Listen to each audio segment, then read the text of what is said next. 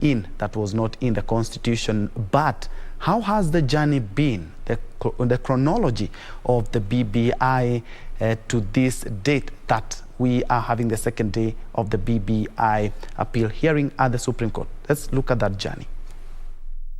9th of March 2018, President Uhuru Kenyatta and ODM leader Raila Odinga shook hands at the steps of Harambee House. The gesture marking the birth of the BBI initiative, whose initiators said was meant to quell political divisions across the country, synonymous with every election cycle. The process of collecting views and condensing them into a bill was left to a 14-member task force led by the late Garissa Senator Yusuf Haji. The task force would then embark on a 2-year journey to collect views from Kenyans with a 9-point agenda on issues that needed to be addressed, handing over its findings to the principals. President Uhuru Kenyatta and ODM leader Raila Odinga on the 21st of October 2020 in Kisii County, an event that preceded the official launch of the report, which was done at a colorful ceremony held on the 26th of March 2020 at the Bomas of Kenya. Taifa letu tukufu, Kenya tunayoipenda. And on the 25th of November 2020, the BBI's signature collection drive was officially launched at the Kenyatta International Convention Center, targeting 1 million signatures as required by the Constitution to amend the Constitution under a popular initiative. Among its key proposals were the changes in the structure of the executive and legislature, with the creation of a premier and 2 deputies from a majority party in parliament, allowing cabinet secretaries and their deputies to be appointed from among legislators, creating 70 new electoral constituencies, an affirmative action formula seeking to solve the 2/3 gender rule quagmire, and creating an independent judiciary ombudsman. On the 22nd of February 2021, the Independent Electoral and Boundaries Commission announced that it had verified a total of 3.18 million signatures supporting the BBI bill out of the 4.3 million total signatures collected. This gave the green light for IEBC to submit to the 47 county assemblies the BBI draft bill for approval. The BBI required the approval of at least 24 counties before Kenyans could take a vote to approve or reject it in a referendum. On the 6th of May 2021, the bill sailed through the National Assembly after 235 out of the 320 members who participated in the voting exercise on the second reading of the bill supported it, against 83 who rejected it. On the 12th of May 2020, Senate also overwhelmingly passed the Constitution of Kenya Amendment Bill of 2020 after 51 senators voted in support of the bill, 12 voted against it. But the bill was slowly sailing to a bumpy road. There were at least 8 cases challenging the process filed at the High Court, which were later consolidated. On May 13th, 2021, High Court annulled the BBI referendum process. A 5-judge bench ruled that the head of state lacked authority to initiate constitutional amendment through a popular initiative.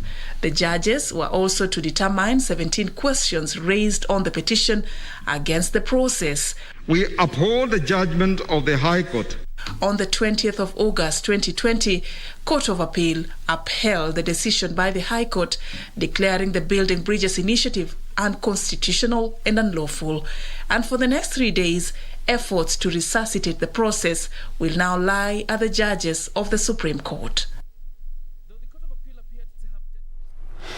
That has been the journey the BBI process took since the handshake at Harambee House after the 2017 general polls, and that gave birth to the BBI referendum bill that also was nullified by the High Court and nullified by the Court of Appeal. But yesterday was the first day. A lot of rulings made as the case was going on, including on time. Today, Isaac Aluchiel has decided to donate more time, or the rest of his time, to the AG's appeal. AG, the Attorney General, was the first person to appeal, and yesterday we did hear lots of submissions from his Solicitor General, who was representing AG Kihara Kariuki. And let's have a recap of what transpired yesterday that gave rise to today's proceedings. The first day of the hearing of the Constitutional Amendment Bill 2021 appeal at the Supreme Court on Tuesday kicked off with a ruling by a 7-judge bench led by the Chief Justice Martha Koome. All parties were allowed to have 15 more minutes, allowing those willing to donate time to do so too. Taken in the currency. The Attorney General, who was the first appellant, will seek for the Apex Court to clarify what the basic structure is and whether it's applicable in the Kenyan Constitution. Represented by Solicitor General Ken Ogeto, the AG says the judges did not agree on what the basic structure is and if it's applicable in Kenya. Even if the basic structure doctrine was applicable in Kenya, which we dispute, the absence of clarity on what the basic structure is would create much legal and constitutional difficulty. They will be supported with a number of respondents represented by the BBI Secretariat, National Assembly, Senate, among others. And the words I would use to describe the basic structure doctrine is that it is a very unruly horse, and once you get astride, you will never know where it is going to carry you. And Samuel Johnson convinced those with whom he was having an argument that if you want to prove that a stone exists, just kick it. Don't involve yourself in an argument whether the stone exists or not. So in this, the question that is before the court is as to whether the impugned provisions of the constitutions are amendable or not amendable. Justice must not only be done, but must be seen to be done, and the courts of law ought not to interpret and apply the law in a manner that would lead to a predetermined outcome. On whether the President can initiate a popular initiative, the Attorney General argues that the provisions of the Constitution do not discriminate between private citizens, which includes the President. If you look at Article 24, which is the only one that deals with limitation of rights, it says a right or fundamental freedom in the Bill of Rights shall not be limited except by law, which means there would be a law that then limits the President's rights, because there is no dispute that the President has the right to vote. Why would we take his political rights to participate in a political cause? On presidential immunity from civil proceedings, the Attorney General is against a judgment by the Court of Appeal and the High Court seeking the head of state to be insulated while discharging his constitutional mandate. The appellants arguing that subjecting the President to civil proceedings amounts to compromising the security of the nation, as it will give enemies fodder to their action. The Independent Electoral and Boundaries Commission, IEBC, contesting the ruling that the Court of Appeal and High Court on unconstitutionality of statutory provisions and decisions in relation to the mandate and its quorum. Well, the first day ends with the first two appellants having highlighted the submissions and also the supporting respondents to their submissions, with now remaining is just one appellant, who is Morara Omoke, among other respondents that are expected to highlight their submissions in the remaining 2 days before the 7-judge bench of the Supreme Court. Yes, that is some of what transpired yesterday, and we have our reporter Sarafina Robi, who is also keeping a keen eye on today's proceedings. And just a matter of time before the 7-judge bench comes back, and a lot of Kenyans will be waiting to hear what directions they will be giving in regard to what they have talked about just moments ago before they have had that break. They had actually planned to break at about 11, but decided because there are pertinent issues that have been brought to their attention by some of the submissions by the lawyers of the president earlier on, Kirago Kimani, and also in support of the AG's appeal. And what holds the key, if you have been following this case keenly, is the basic structure doctrine, which allows Can the Constitution, is it cast in stone? Can it be amended? And if it can, to what extent? The people hold the power. Can they decide, yes, we need a referendum to change the basic structure? Can we have a referendum to insert 70 more constituencies, just like they had argued? The AG, through the Solicitor General, say that the judges did not agree on the basic structure and if it is applicable in Kenya. Looking at some of the constitution that Kenya borrowed heavily. A good example is the Indian one, of which the basic structure does not apply in that constitution, and they are basing some of the arguments on some of the constitutions that have been there and giving Article 1 of the Constitution that gives Kenyans the right to ensure that they can amend the Constitution through a referendum. A good example is the 7 constituencies which they claim that the courts failed to remember that or put into focus that Kenyans do have their constitutional rights through the IEBC to ensure that if they have and there is need for more additional constituencies, then Kenyans can do so through a referendum. And 70 constituencies it was, and that is something that has also come up very strongly when it comes to the IEBC appeal, which also they gave their submissions yesterday via the former AG, And something also that has come up also is the installation of the president. During the other constitution that we have been using before the 2010 constitution, well, it was virtually impossible because the president was above the law. But looking at the constitution that we promulgated and started using the new constitutional dispensation, indeed the president does have immunity or insulation, but to some certain extent. And that is a constitutional interpretation that the Court of Appeal actually mentioned, that the president can be sued while in office, and that gave rise to the AG's petition that he would like constitutional interpretation of the apex court on whether the president can instigate amendment of the constitution, and does it fall under his mandate as a Kenyan, and if yes, he can instigate and institute that, how far can he go, or how far does the law agree him to do? Because they're talking about if it is the president who is instituting the constitutional amendments, then he or she should not use state machinery when it comes to the process. And Article 1 gives Kenyans all the supreme power.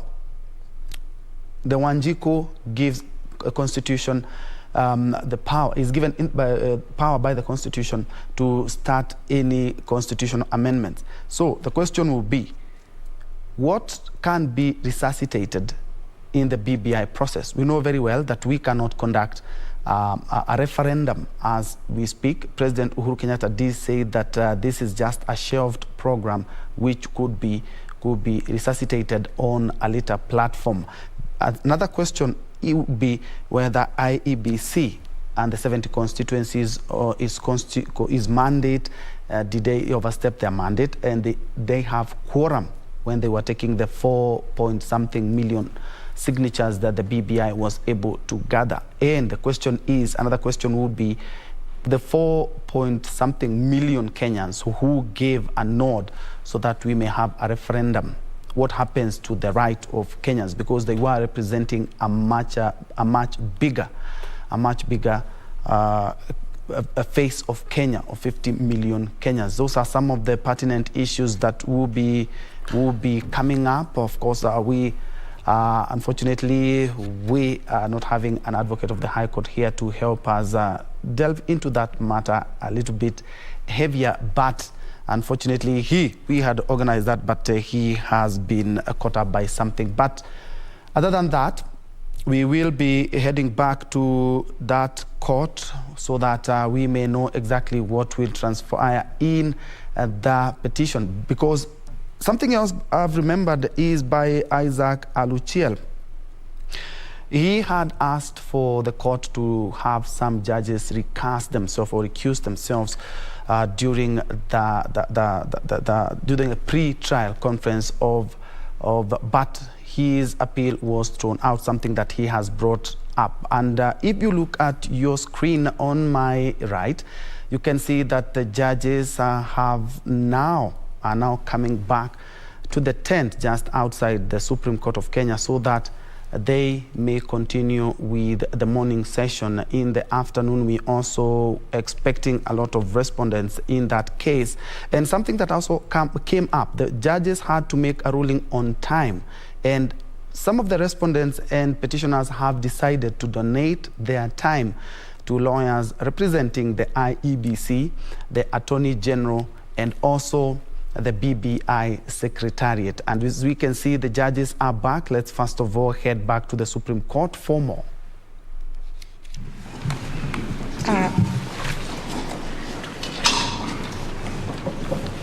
Okay. Yes. We'll resume by seeking clarification on certain issues that have risen in the course of the submissions that have already been made. And I'll begin by asking Justice Ouko. Thank you, Judge President. I have a couple of clarifications.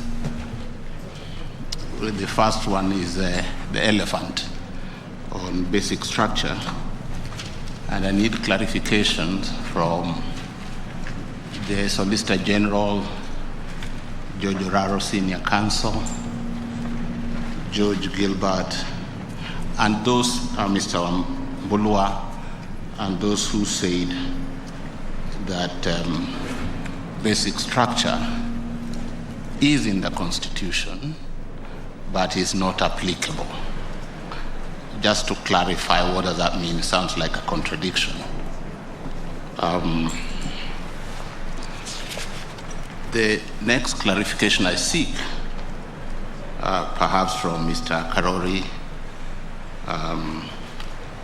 and those who represented the President regarding his role in popular initiative.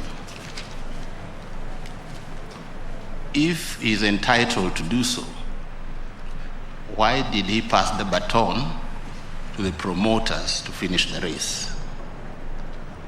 He would have gone all the way to the finishing line. Number 3, for, I think, the counsel who represented the Speaker of the Senate and the Senate, and I think Counsel Morara on the referendum question. My reading of the opinion of the Court of Appeal,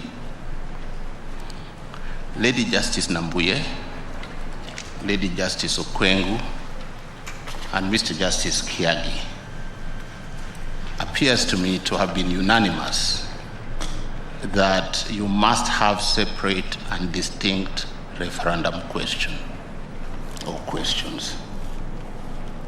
Mr. Justice Gatembo seems to me also to have agreed with that position, save that he qualified it by saying, depending on the nature of the proposed amendment.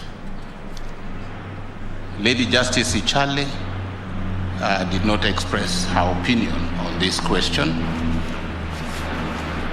Mr. Justice Tuyot said the issue was not ripe.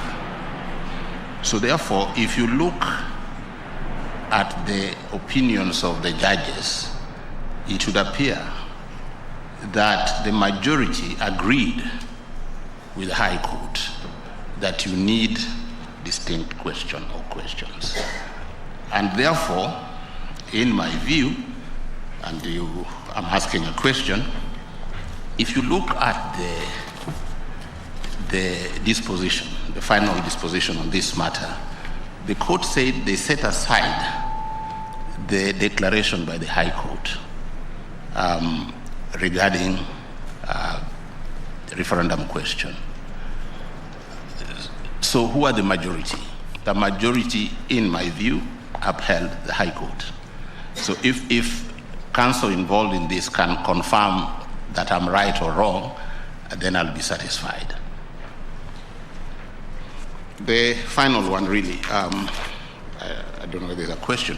IEBC didn't seem to have addressed us, or I can't see in their submissions, the issue of delimitation of boundaries of the 70 constituencies. And yet I thought this really is directly on their own. So I don't know whether it was tact or it was strategic, but perhaps the counsel for IBC can tell us whether they have really no view at all regarding the second schedule. Thank you, Judge President. Thank you. Judge Renal. Thank you very much, and thank you, counsel, for your submissions. Judge Oko has picked on two of the issues I want a clarification on, but I have three others.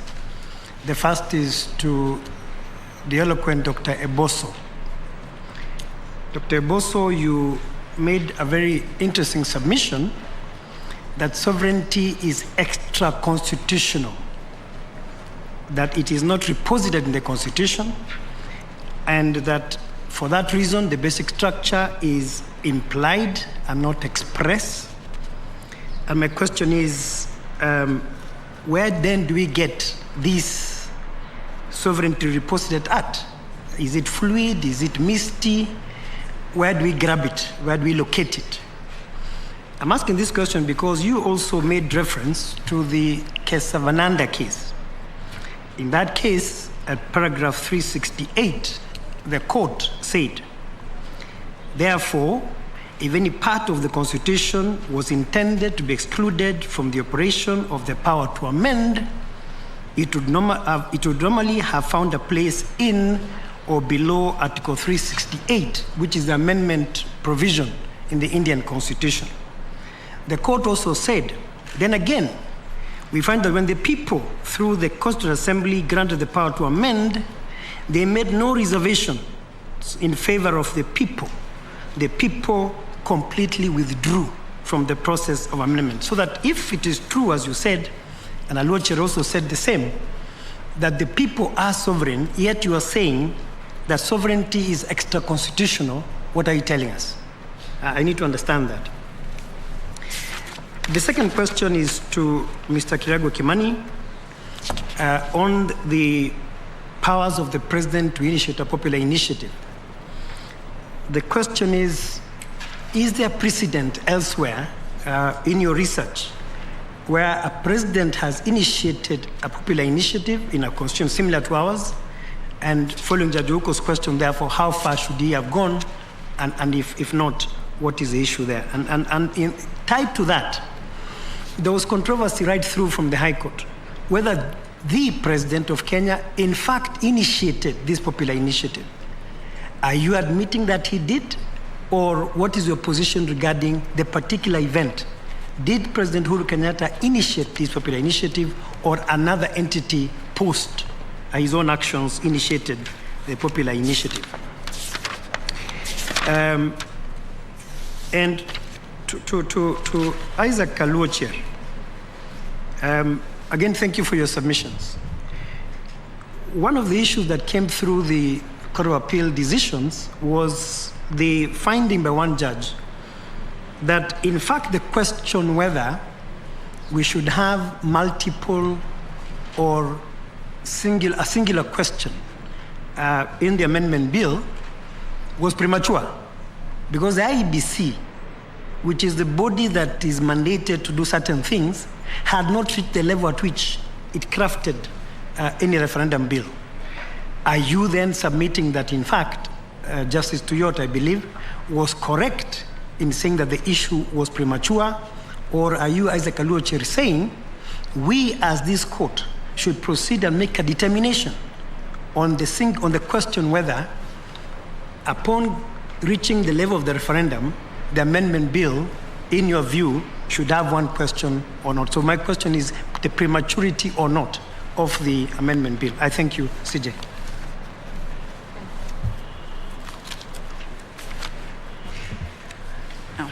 Thank you, CJ. Thank you for all counsel who have submitted thus far. I have a question to Mr. Alochie. You've been very clear that it is the preserve of Parliament to legislate. And indeed, it is your position that the judges, therefore, in the High Court ought not to have read into the Constitution anything that is not in the Constitution. Yet, on the other hand, you've suggested to us that the bill that goes to the referendum ought to be in the format of separate bills, each having a different question. Looking at the Constitution on bills, Articles 109 to 114, from 255 to 257, there is no such detail. There is no such prescription of how the bill ought to look like. So I'm just asking, are you asking us as a court who ought not to legislate to put in that prescription, or are you asking us perhaps, are you suggesting to us that it is Parliament that ought to put that prescription into on the issue of the bills? That's the first one. Secondly, you're very clear that the Constitution does not allow the President to use state machinery under Article 2.2. If you look at the presidential functions, could it be possible, is there a possibility that the President, in exercising the functions given to him by the Constitution, can indeed move amendments to the Constitution in order to achieve the functions given to him under the bill, like the unity, to unify the country, or any of the different aspects of his functions? In that situation, what would your position be? My other question then would go to Dr. Eboso. You talked a lot about the promoters of the amendments and how it should be an ordinary Kenyan who can go and look for the million signatures and start the process. Would, in your opinion, these promoters be restricted in eliciting support from politicians, from the President, from any other Kenyan? How, in practical terms, would you see the promoters moving to meet the requirements to collect the signatures and to process all the issues required up to referendum?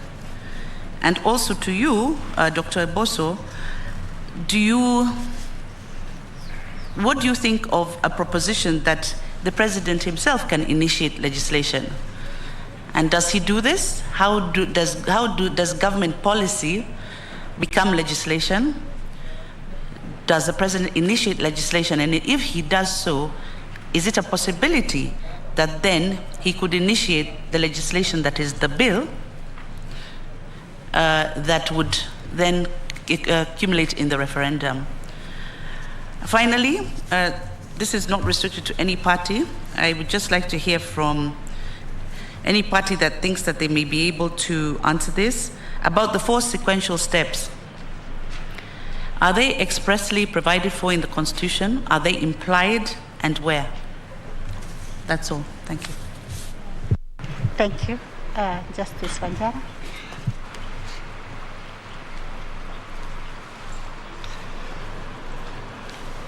Let me also join my colleagues in thanking Council for your very elaborate submissions on the questions before us.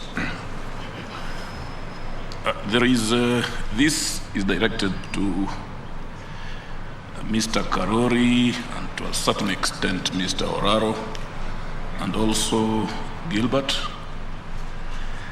If I understood your argument correctly, you did submit to the effect that a popular initiative kicks in, a popular initiative process kicks in after the collection of signatures, if I understood you correctly.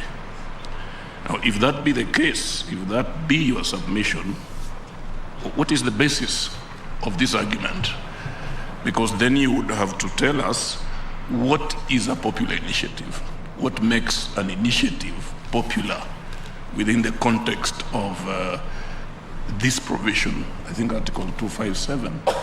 So why would you say that the process then kicks in only after the collection of signatures? And then the next question, it touches again partly on what my brother Judge Oko asked regarding the basic structure, and this has detained the courts right from the High Court now up to the Supreme Court. Again, if I understood your submission correctly, again, this again goes to the three counsel. You are saying that when you look at our constitution, you can see a basic structure. In Article 255, that therein is a basic structure.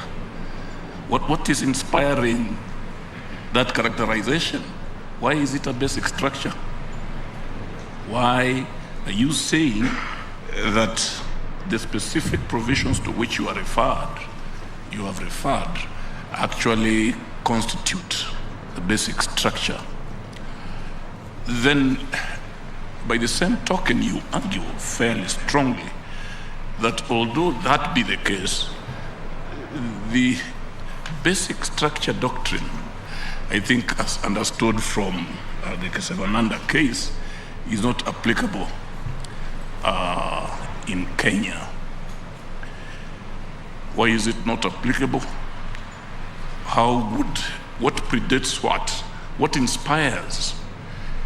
Is it the doctrine from which your basic structure as you have identified it derives? Or is it vice versa? Or is the basic structure as you identify it in our constitution something that falls beyond the doctrinal aspects of what we are dealing with here? And therefore that doctrine is not applicable. So those are the two questions. Because there could be a contradiction, but if you clarify, there may very well not be a contradiction. Why do we locate a basic structure in our constitution? And why do we, in the same vein, submit that the doctrine of the basic structure doctrine, however you call it, is not applicable in our constitutional setup? And Mr. Aluochiri, you may wish also to chip in, because your argument was not on all fours with the three counsel, but you did also say that the basic structure doctrine, as you understand it, is not applicable in our constitutional architecture. Thank you, CJ.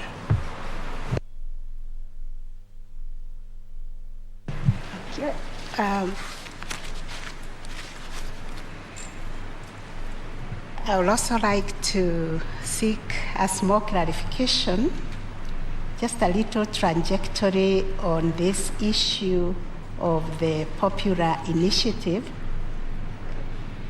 I think Justice Wanjara has asked when the process began. The clarification I seek is that there were processes that led to the setting up of the BBI task force and the steering committee, as well as the fact that members and staff therein drew remuneration from public funds. And then there is the question of whether, because of that, can this qualify to be a popular or people-driven initiative? that will be answered, I think, by counsel for the AG. The second clarification on my part is on the public participation. So far, since the Constitution 2010, we have been guided by weighing whether there was public participation on a case-by-case basis. The matter that is before us, the matters of Chapter 16 of the Constitution, looking at the complexity, our history, I would like some information on how public participation can be undertaken in this regard. Would there be necessary for there to be put a legal framework or some rules of procedure to that effect? That is what I would like to ask also from counsel from INBC who submitted on public participation. We'll give 3 minutes to each to respond. Each of the parties who have been asked to respond, please take about 3 minutes.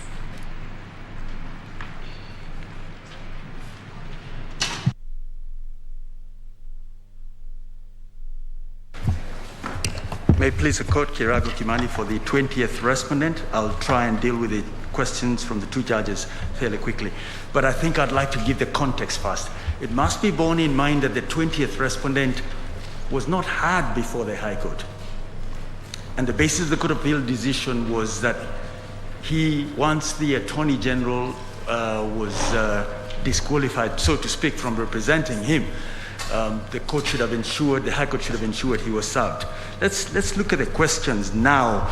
And the reason I'm giving the context is that I stick to my lane. I have not looked at what the evidence was there on anything other than service. But I think it's fair to say that there's no admission that the 20th respondent initiated this process. And it's important that the court does hear something about what initiation means, because I think there's been a mix-up of the terminology. If he didn't initiate it, then there was nothing to pass on. There was no button to pass on. That's the long and short of it. But it's important that what the process entails is explained, and I think the persons best suited to do that are the 18th and the 21st respondents who say they are or they were the promoters, so to speak. So I still have time, and I ask for them to nominate whoever will speak to this, because I think the court is entitled to an answer.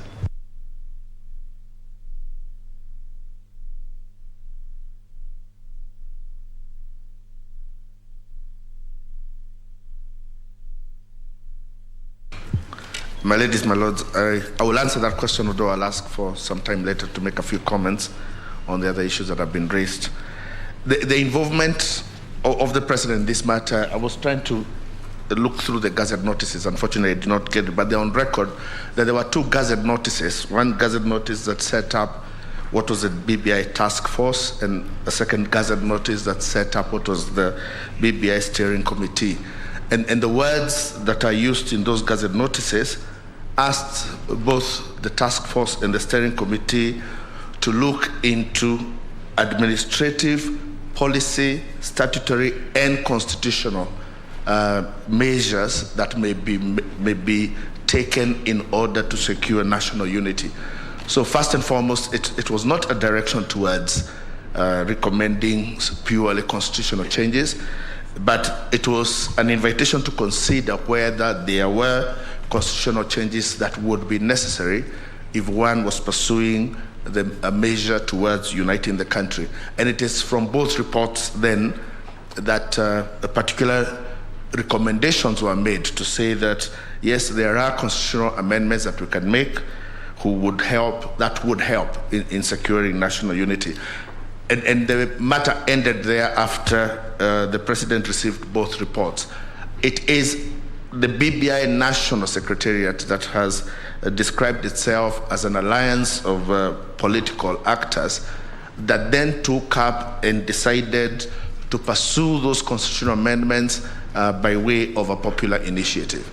And therefore, the real promoters of the popular initiative then are the people who styled themselves as the BBI National Secretariat, who are the 21st respondent to this matter. Thank you. If I could go back to my Lord Justice Lenaola's question whether there's precedent in other jurisdictions. First, the starting point is that I could not, for the life of me, find anything that qualifies the president's right to do this for the reasons we gave earlier. But so therefore, I did not go out to look for this. But the Attorney General's submissions have actually given us examples, not of president, but political parties, political groupings. So when you do take time off to consider the submissions, the Attorney General has dealt with this at paragraphs 57 to 59 of their submissions. That's the first petitioner. And they've given the clearest example, which is Switzerland and what has happened, and it's nothing unusual.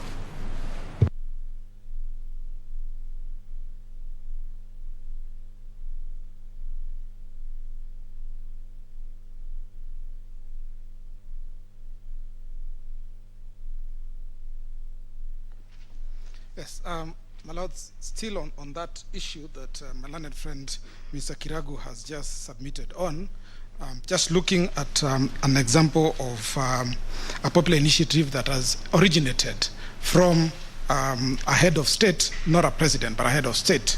There's example of, it's a difficult word, Liechtenstein, I think is the word. The Article 64 of the Constitution provides for popular initiative. And in a referendum that was held on 14th of March 2003, actually initiated by the prince of that country, the referendum was initiated. Which country, Mr. Karuri, which country? Let me spell it. Yes. It's a difficult word to pronounce. Liechtenstein. Yeah, that country. My Lord, yeah, there was a referendum that was held on 14th of March 2003. It was initiated by the prince of that country. It had asked voters to approve an extension of the power of the prince to, among other things, nominate judges and veto legislation, and the referendum was passed. My Lord, while I'm on my feet, I think I should just answer the question asked by my Lord Justice Wanjala on whether when the popular initiative kicks in. It is correct, my Lord, that I did say that the popular initiative, the provisions of Article 257 are only engaged once a million signatures have been collected. And the reason for that is obvious, that people will come up with all manner of ideas. They can try to popularize that idea, but if a million registered voters don't sign up, don't support it and sign up, then the provisions of Article 257 are not initiated. In other words, my Lord, put it plainly, because I know my Lord has been a lecturer, so let me put this as plainly as I can. If you do not get the million signature, you have not popularized your idea. It is not popular. It only becomes popular when you have collected the signatures of 1 million registered voters. I hope, my Lord, I've answered the question. Thank you very much.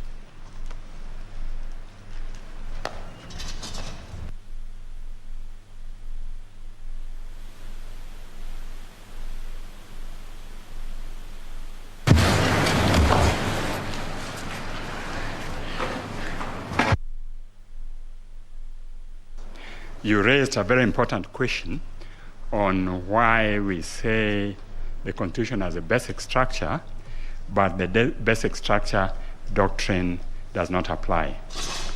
My humble submission, sir, is that every Constitution has a basic structure which form the foundational parts of that Constitution, and where that basic structure is not specified in the Constitution, then it is the role of court in a judicial review to find out where it is. Within the context of our Constitution, historically in the making of Constitution, this is a matter which was addressed by the CKRC Commission, and at paragraph 746, it was recommended that a number of key constitutional issues should be entrenched in the Constitution, and they could be amended only by a referendum.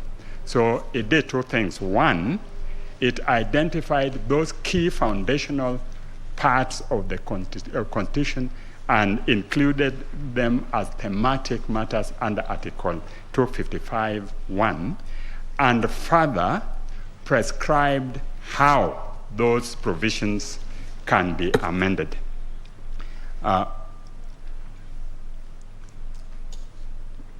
Now, there was the question which was raised by my Lord Justice Ndung'u on whether what is the basis of the 4 sequential steps which were included in a decision by the High Court and the Court of Appeal. The 4 sequential steps were the original basis upon which the Constitution was amended. It is neither included in any legislation or constitution under the current framework, but it arises from an interesting constitutional theory which Professor Albert talks of in his constitutional amendment and dismemberment, and this is what he says, that the theory of constitutional dismemberment suggests a default procedure to legitimate dismemberment. Here, when the Constitution is silent on the distinction between amendment and dismemberment, the deep constitutional transformation that dismemberment entails can be legitimated, with a few exceptions, only by at least the same similar configuration of constitutional making bodies that made the commitment that dismemberment later seeks to undo. So if, my time is up.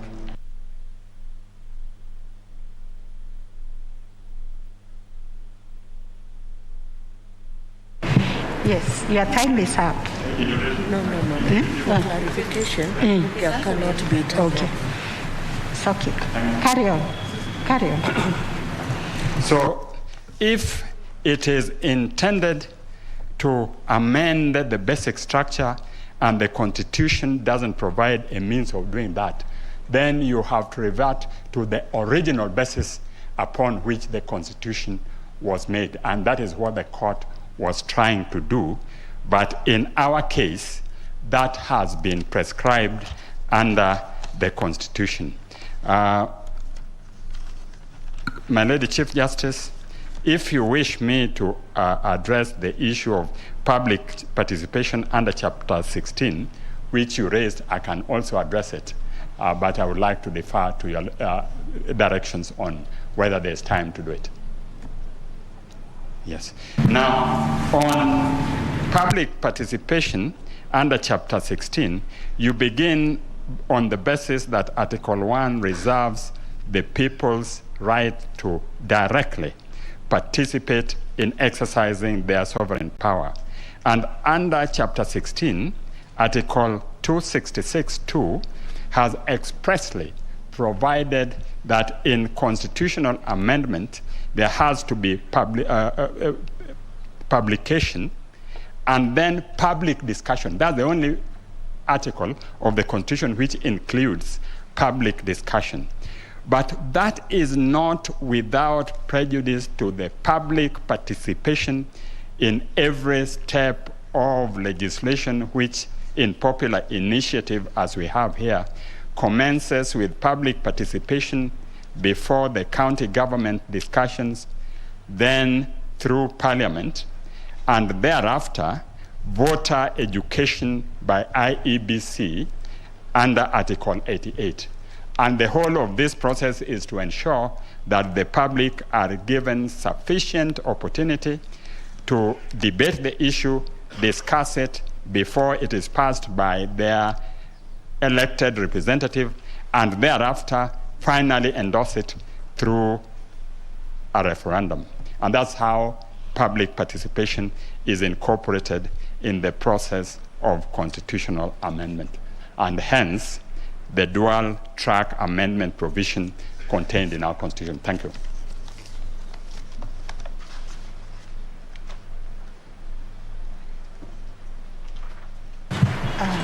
Professor.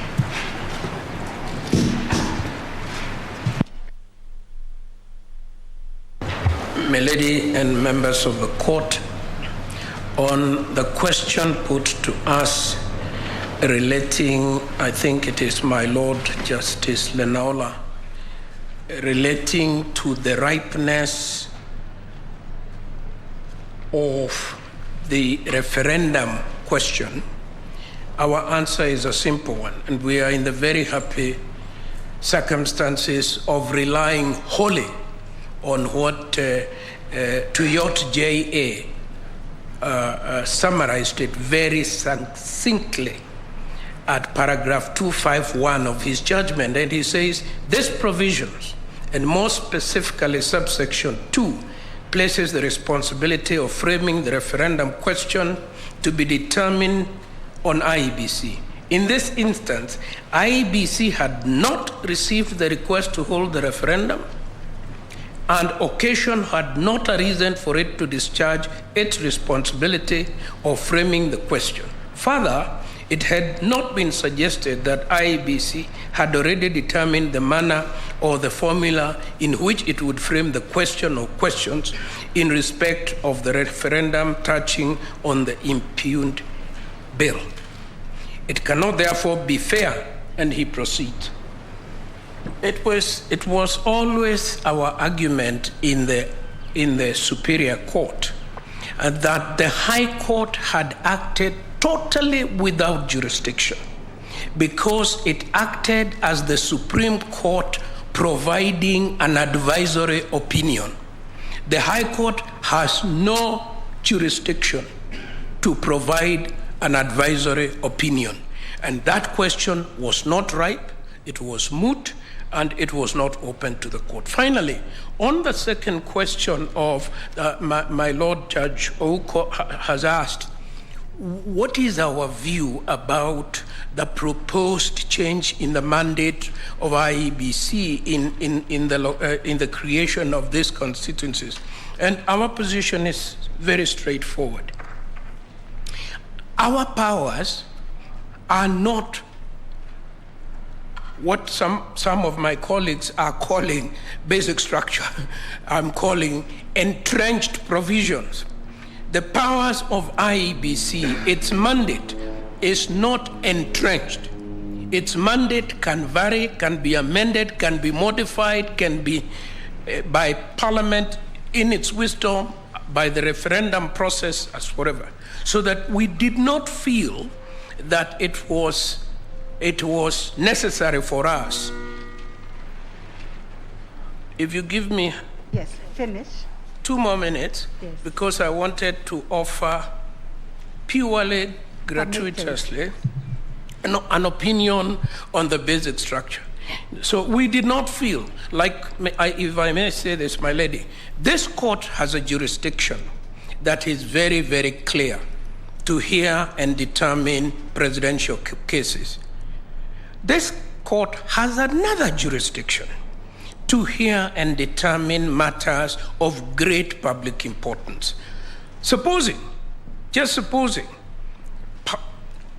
a bill was created seeking to take away the second part of your jurisdiction. I think that you may express yourself in the process of public participation, but you cannot, in my humble opinion, take the view that it is unconstitutional. And that is the position we took. Let me say something about basic structure, because I think there is a little confusion there. And I think from where we sit, basic structure means that part of the Constitution that cannot be amended because it is specially protected. Normally, it is specially protected from Parliament. The Basic Structure Doctrine Act operates in parliamentary system, if at all. And India was a good example, because you are stopping a transient parliamentary majority from fundamentally altering the basic law. In Kenya, what my colleagues have been saying, and what I support, is this. The drafters of the Constitution identified what was so precious that Parliament should not be left to mess around with it on its own. They then protected that. And that is why they are saying there is a basic structure in the Constitution. Thank you.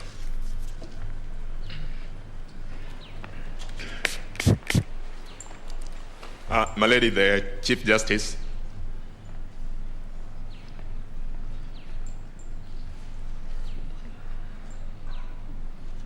My lady, the Chief Justice, you raised a concern about the question of public participation.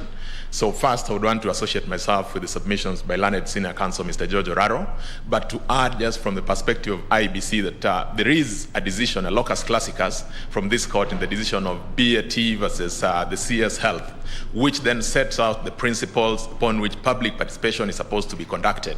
It is our submission, my lady, that that particular decision fits very well on all fours with the provisions of Article 257. And so that the question of public participation under Article 257 can be achieved in an incremental basis, so that 257.1 on the question of the promoters, the courts agree that there is a limited public participation for the promoters to know what the bill is about. Then at sabbatical, that is Article 257.6, when the bill is sent to the county assemblies, again, the courts agree that it is not for purposes of changing the content of the bill. It is for the county assembly to then get an opportunity to consider the bill. So again, at that point in time, there's public participation.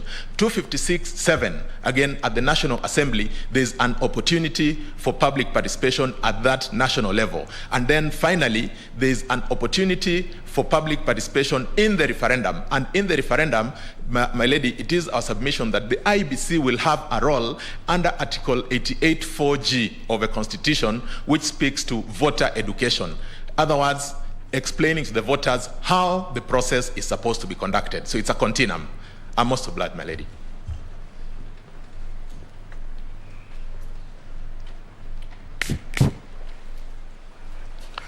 My ladies, my lords, I'd asked permission to make two comments after the intervention I'd made. One is on the issue of the basic structure. And I want to refer back to my submissions yesterday when I talked about the romanticism that accompanies the words basic structure. And I say the words basic structure are not supposed to reflect something you go looking for in a constitution. It would be in the words we use when we talk about the spirit of a constitution, when we talk about the Grundnorm of a constitution. You really cannot take any particular text of a constitution and start saying that you're looking for its Grundnorm and say that it will be found in this article or in this section. Neither can you very specifically start looking for the spirit of the constitution. I think position we are is that the words basic structure, much as they are used to reflect a theory in constitutions, in constitution making, they have unfortunately been imported to almost be a legal tool that can be used even in litigation.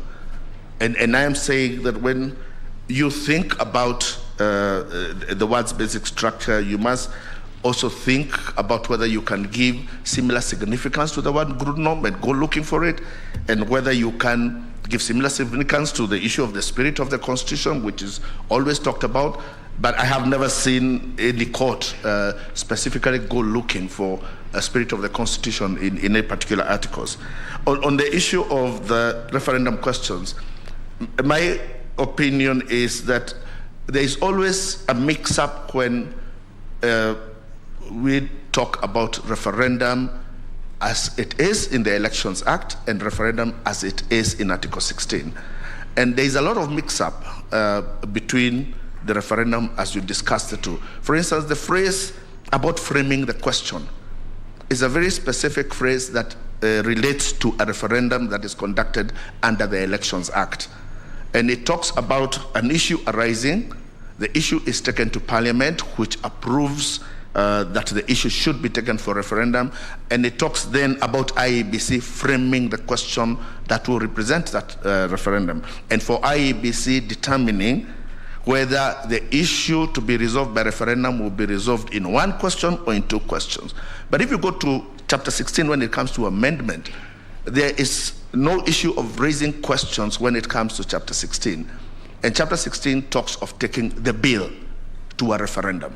So there are no questions. And if there would be a question, it would be a vote on whether you accept the bill or not. That is one perspective. But the second perspective would be that you cannot have single items taken to the people, because a lot of issues that have to go into constitutions are negotiated.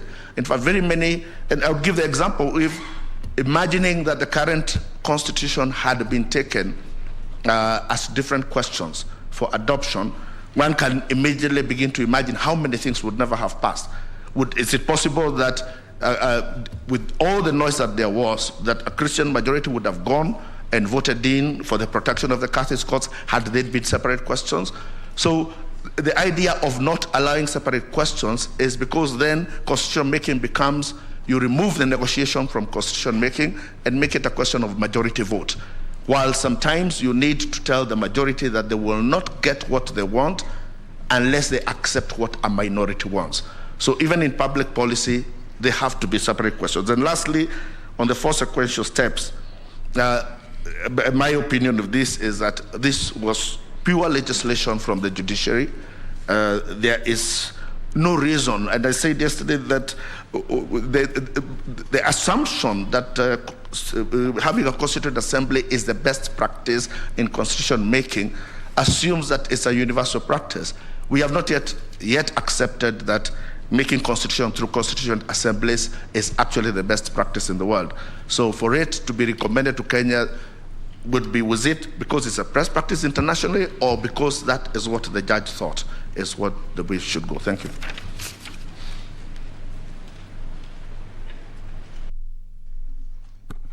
Your Lordships, so that I defend my position, first of all, I associate myself fully with all my seniors who have submitted on that line.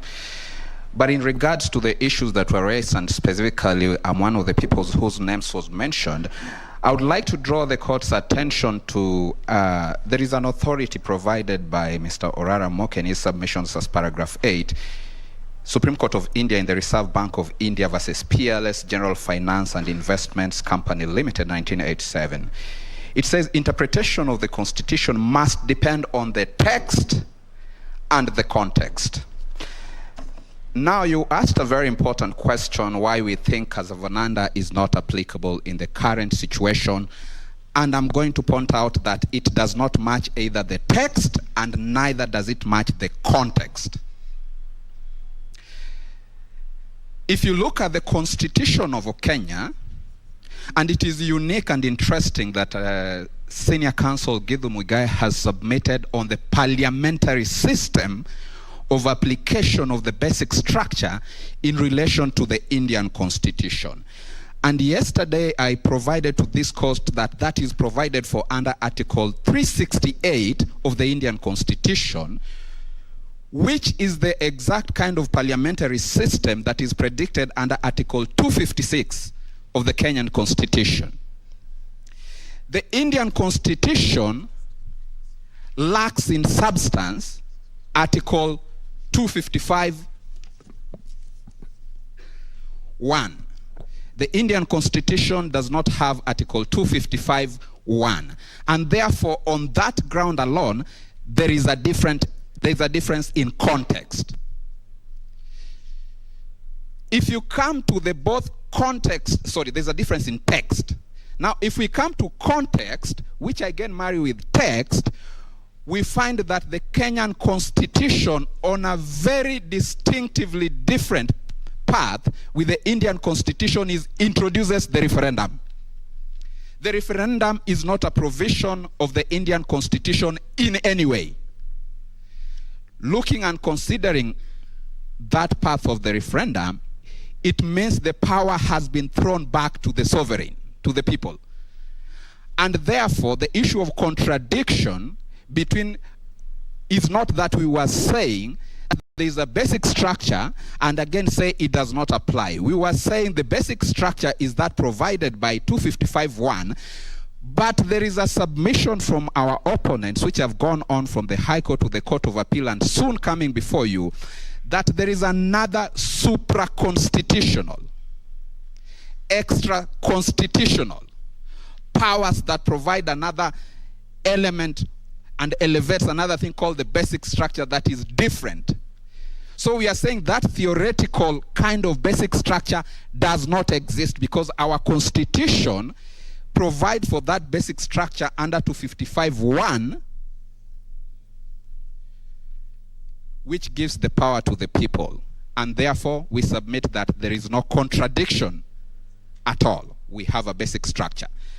And that Constitution has also confirmed the context, and the context was well expounded in Kivuitu, when Kivuitu, the case that we mentioned yesterday, said very well, and I repeat, we agree with the sentiment expressed by Ringera J, that an amendment that upsets the structure of the Constitution could not be effected by Parliament without involving the people. So the court realized that there's an amendment that can upset the structure of the Constitution, but as long as the people are involved, you can still amend that. Just one line so that I sit down and rest in terms of the multiple questions or one question. It was my submission yesterday that that is, as far as I'm concerned, an immature matter before the court, because the IBC had not reached there. Therefore, if the IBC, if any court, best the High Court or the Court of Appeal, pronouncing itself on matters which were not yet ripe, maybe the courts will be sitting in another jurisdiction offering advisory opinion, rather than sitting on real matters of facts that should be determined. And even if the court again makes a pronunciation to confirm that, then the court will be, as currently constituted, is not a court that offers advisory opinions. I rest with that, Your Lordship. Thank you. I think we'll hear from Dr. Oganda. We are giving 3 minutes. I think something went wrong with our timer, so that we don't rehash what was said in the submissions, just to focus on the answer. Dr. Oboso. Sorry, Eboso, sorry.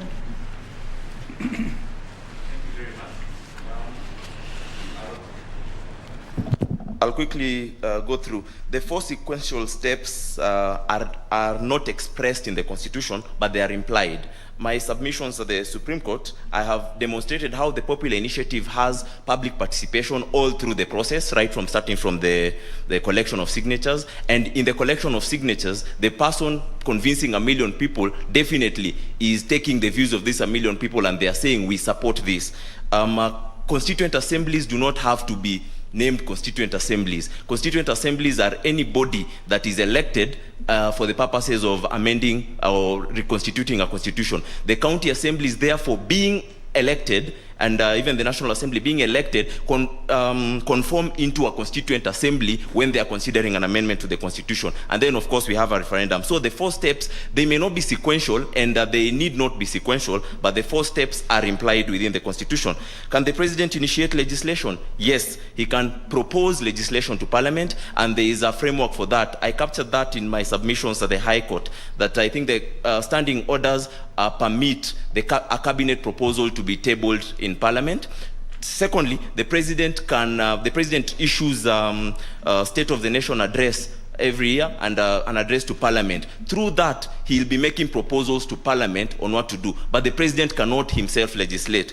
Same way, the proposal by the task forces under the President could have been made and taken up by anyone to pursue a popular initiative. The problem in this came from the fact that the national executive put resources now to support it through now the collection of signatures in terms of using state resources to collect signatures. And that's where the problem came in, that once the President proposes it, then it is up to anyone to take it up and use their own resources, do whatever they'll do as individuals to pursue it. Can the promoters are the promoters restricted to seek help from politicians? They may seek help from any other person that is not the state. A constitution defines the relationship between the state and the people. Anybody who is not the state would be considered the people, civil society, and so on and so forth. They could come together and move. Even political parties, to the extent that they are not part of the state, can do that. The problem comes in when state resources now are put into this, or it becomes a state project to amend the constitution, because the state is what is meant to be limited. The nature of sovereignty, really what you're asking is who is the people? Because the sovereignty is really, we've said the sovereignty belongs to the people, so it's the people who are sovereign. But what is the nature of sovereignty? Now, sovereignty is both under and extra constitutional, in the sense that it can be under, and when it is under the constitution, I think my time is up, but yesterday I had 1 minute left when I presented. I'd like that 1 minute now. I'm on the last question though. The nature of sovereignty is such that above the constitution, you cannot define sovereignty. You can only know that it exists. It's like the concept of God. You can only understand the God who's described in the Bible or in the books that we are given. But you can't know God beyond the books that you're given. So sovereignty in this state, we can understand who the people are under the constitution because they are defined. But above the constitution, we can only know that they are there. And they can manifest in a coup. When a coup happens and the people accept the new government, that's the sovereignty that has accepted that government. And so above the constitution, you can only recognize or give legitimacy through the theories of recognition of law, not through the constitution. And that's why I was saying, under the constitution, the only legitimacy we can give is that which has been done in accordance with the constitution. So the nature of sovereignty, I talked about it in my submissions at the High Court extensively, and I think some of the authorities I gave on the nature of sovereignty would assist in that. Thank you.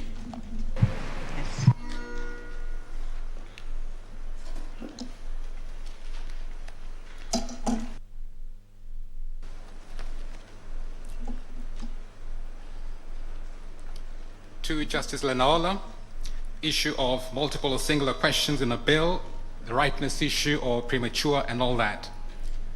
What the Constitution of Kenya Amendment Bill 2020 was a bill which had several issues contained in it. And because a bill was already presented and we're dealing with the bill, that issue was not premature as such, because we're dealing with the bill. And therefore, because we're dealing with the bill, we have to consider what should be contained in that bill, and it is a consistent message in Chapter 16 that only a single issue can be contained in that bill, as it was a bill that was presented to the people of Kenya. I'll now move to Lady Justice Ndungu. Whether or not we should have legislation in Parliament to legislate whether we have a single question in a bill. At this stage, because we were presented with a bill prior to any legislative arrangements on the matter having been put in place, I will suggest it is not necessary. It is a question of this court interpreting Chapter 16 in relation to the Constitution of Kenya Amendment Bill 2020. Chapter 16 is consistent with only a single question in a bill. We had at least 74 different questions in the Constitution of Kenya Amendment Bill. So therefore, this court should nullify that particular bill on that basis. It wasn't constitutional. It didn't comply in terms of consistency with the Constitution. A third question was whether, if the functions of the President include, for example, pursuing national unity, and in his opinion he felt that he needed to have the Constitution changed to aid him in the pursuit of national unity, would that be permissible? I will suggest that if you look at the Constitution as a whole, in a holistic manner as opposed to in a piecemeal manner, including Article 259, Article 159, including the spirit and purpose of the Constitution, I think we have in our Constitution all that we need. When we gave the President his functions concerning the things he's supposed to do, and we gave him this is the Constitution, these are the rules by which he should play at, that is more than sufficient. I think in this particular case, since that was the case before this court, I think the principals, meaning Uhuru Kenyatta and Raila Odinga, had additional purposes of pursuing. They wanted to change the executive. They wanted more space for more politicians, in their opinion, that would kind of quieten the tensions that we normally have every 5 years. That was the opinion.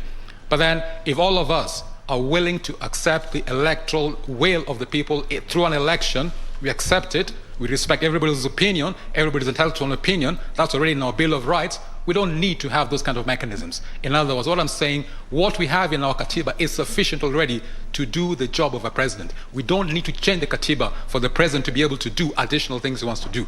I mean, if he's doing his job, it's sufficient. If he wants to do additional things, that is different. He puts a proposal and we consider it as appropriate. Thank you.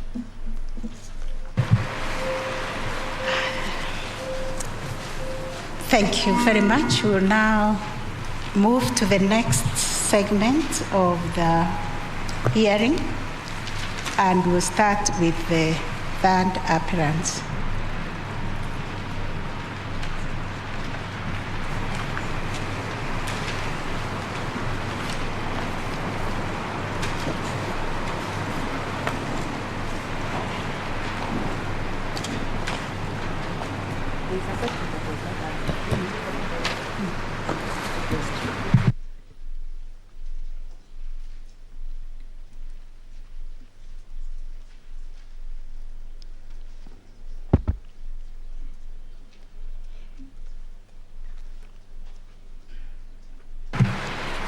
Just hold on. I think there is a question that was not answered, and Judge wants to follow it up. Just a second. Okay, thank you again. I am a lady. Perhaps this may be raised, may be answered by Councillor Morara, perhaps when it comes next. But I had asked those who are together with the appellants whether the majority decision in the referendum question was indeed the majority decision. I didn't get any answer. Perhaps we can hear from Mr. Morara, but I had intended it to go to those representing the appellants.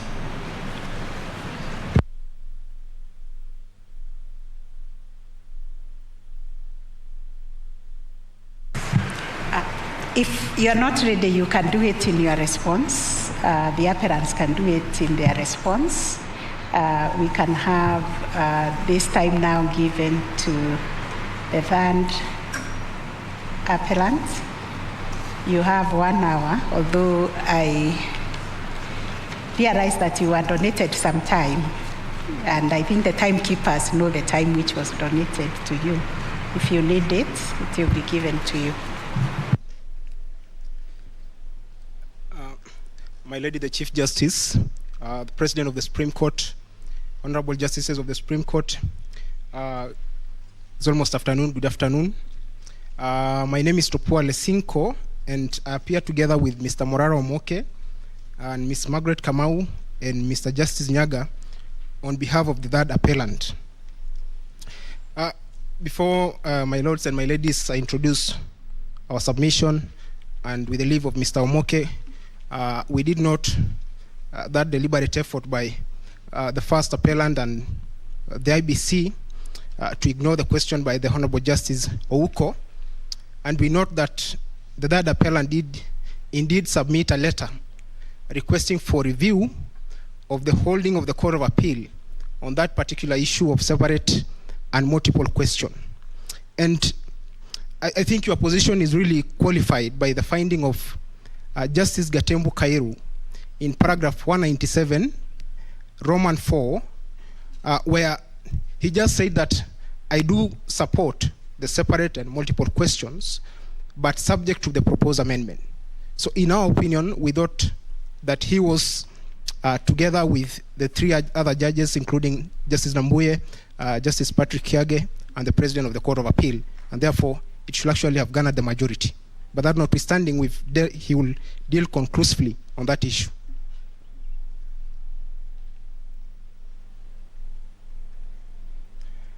In the course of our submission, we shall be relying on our submissions file on the 6th December and dated 24th November 2021, and also volume 21 of our record of appeal dated 15th September 2021.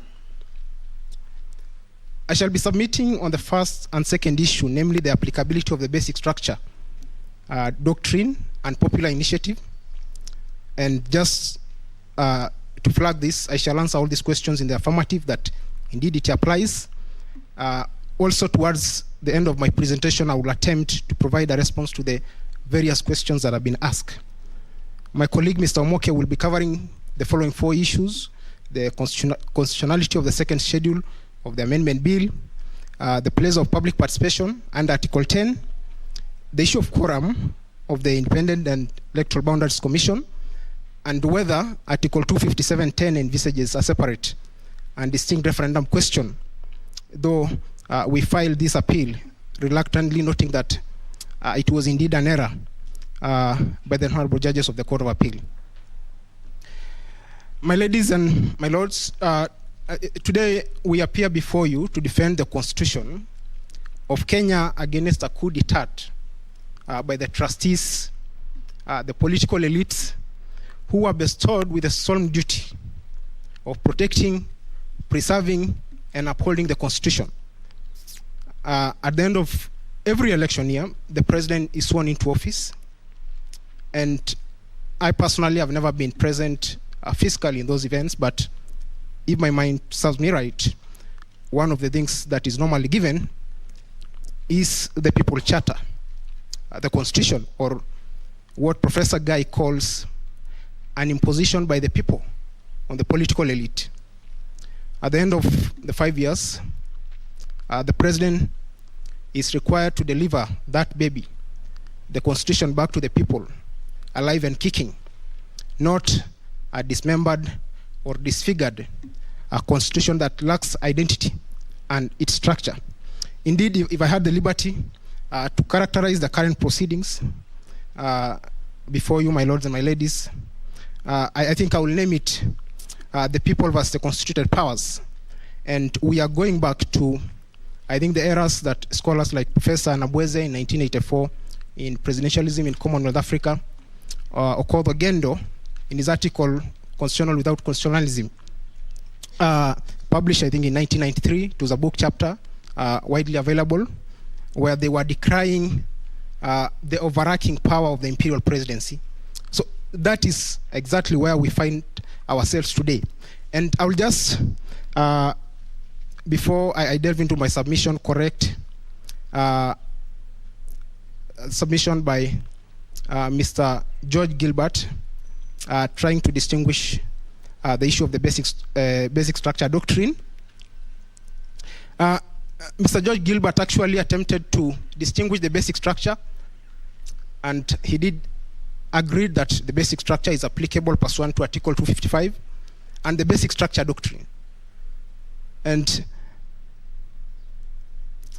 I am comfortable, either my lords, to use a basic structure, not the word doctrine.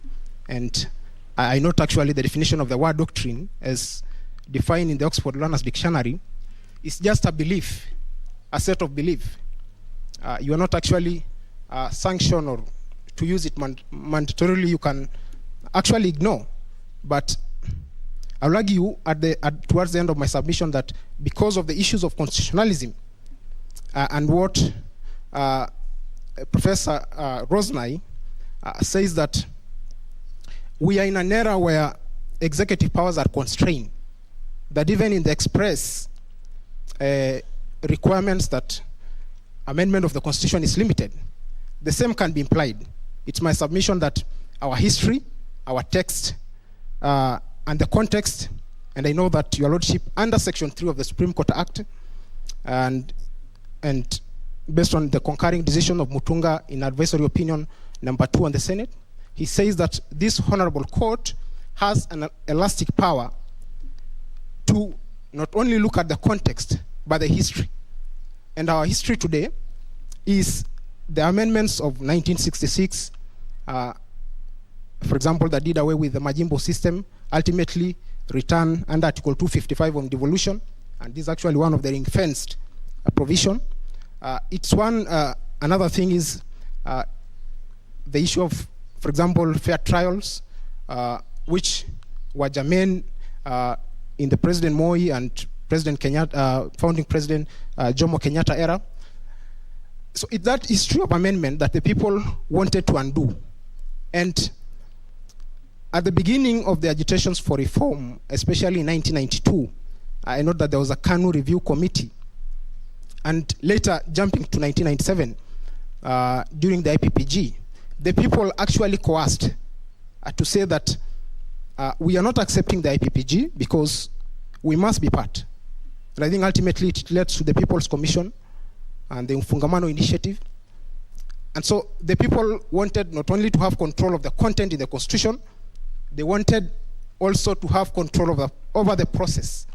And the process in this regard is popular initiative provided under Article 255 and 257. Therefore, the intention was very, very clear that they must not just be part of the menu, but they want to be present in that table where the Constitution is being promulgated or made, or in this case, because I do concede that the power of amendment on consequential issues was given to the constituted powers, but not on the substantive issues under Article 255. So, coming back to Mr. Gilbert, and maybe Senior Counsel Paul Mwangi, Attorney General, and George Gilbert, they discussed the origin of the basic structure to be an importation from Professor Conrad in Germany to India, and now mysteriously finds itself in the corridors of justice in Nairobi. And which actually I think Professor Rosnai, just after the High Court judgment was released in May 19, 2013, characterized it as a, just a minute.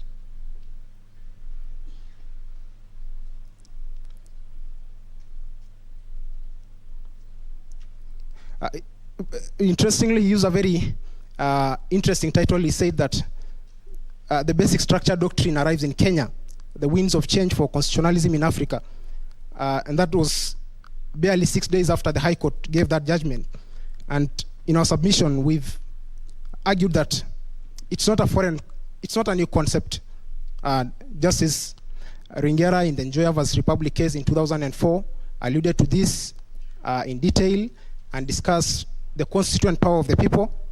And I think the people also, under the commission, review commission, I think 2005, if you look at page 76 of that report, of the final report of the CKRC, there's a very interesting commentary that is provided of what will ultimately come to mutate to be Article 255. So there's a very important paragraph. The Attorney General has cited it. It's paragraph 7.26 of that report. And you could actually see that the whole issues, including supremacy of the Constitution, independence of the commissions, including the judiciary, issues relating to devolution, have been ring-fenced. And so for me, I think, and I do agree with the findings of the High Court, paragraph 471, providing that the foundational features form part of our basic structure. And the people have actually clearly outlined that under the CKRC report.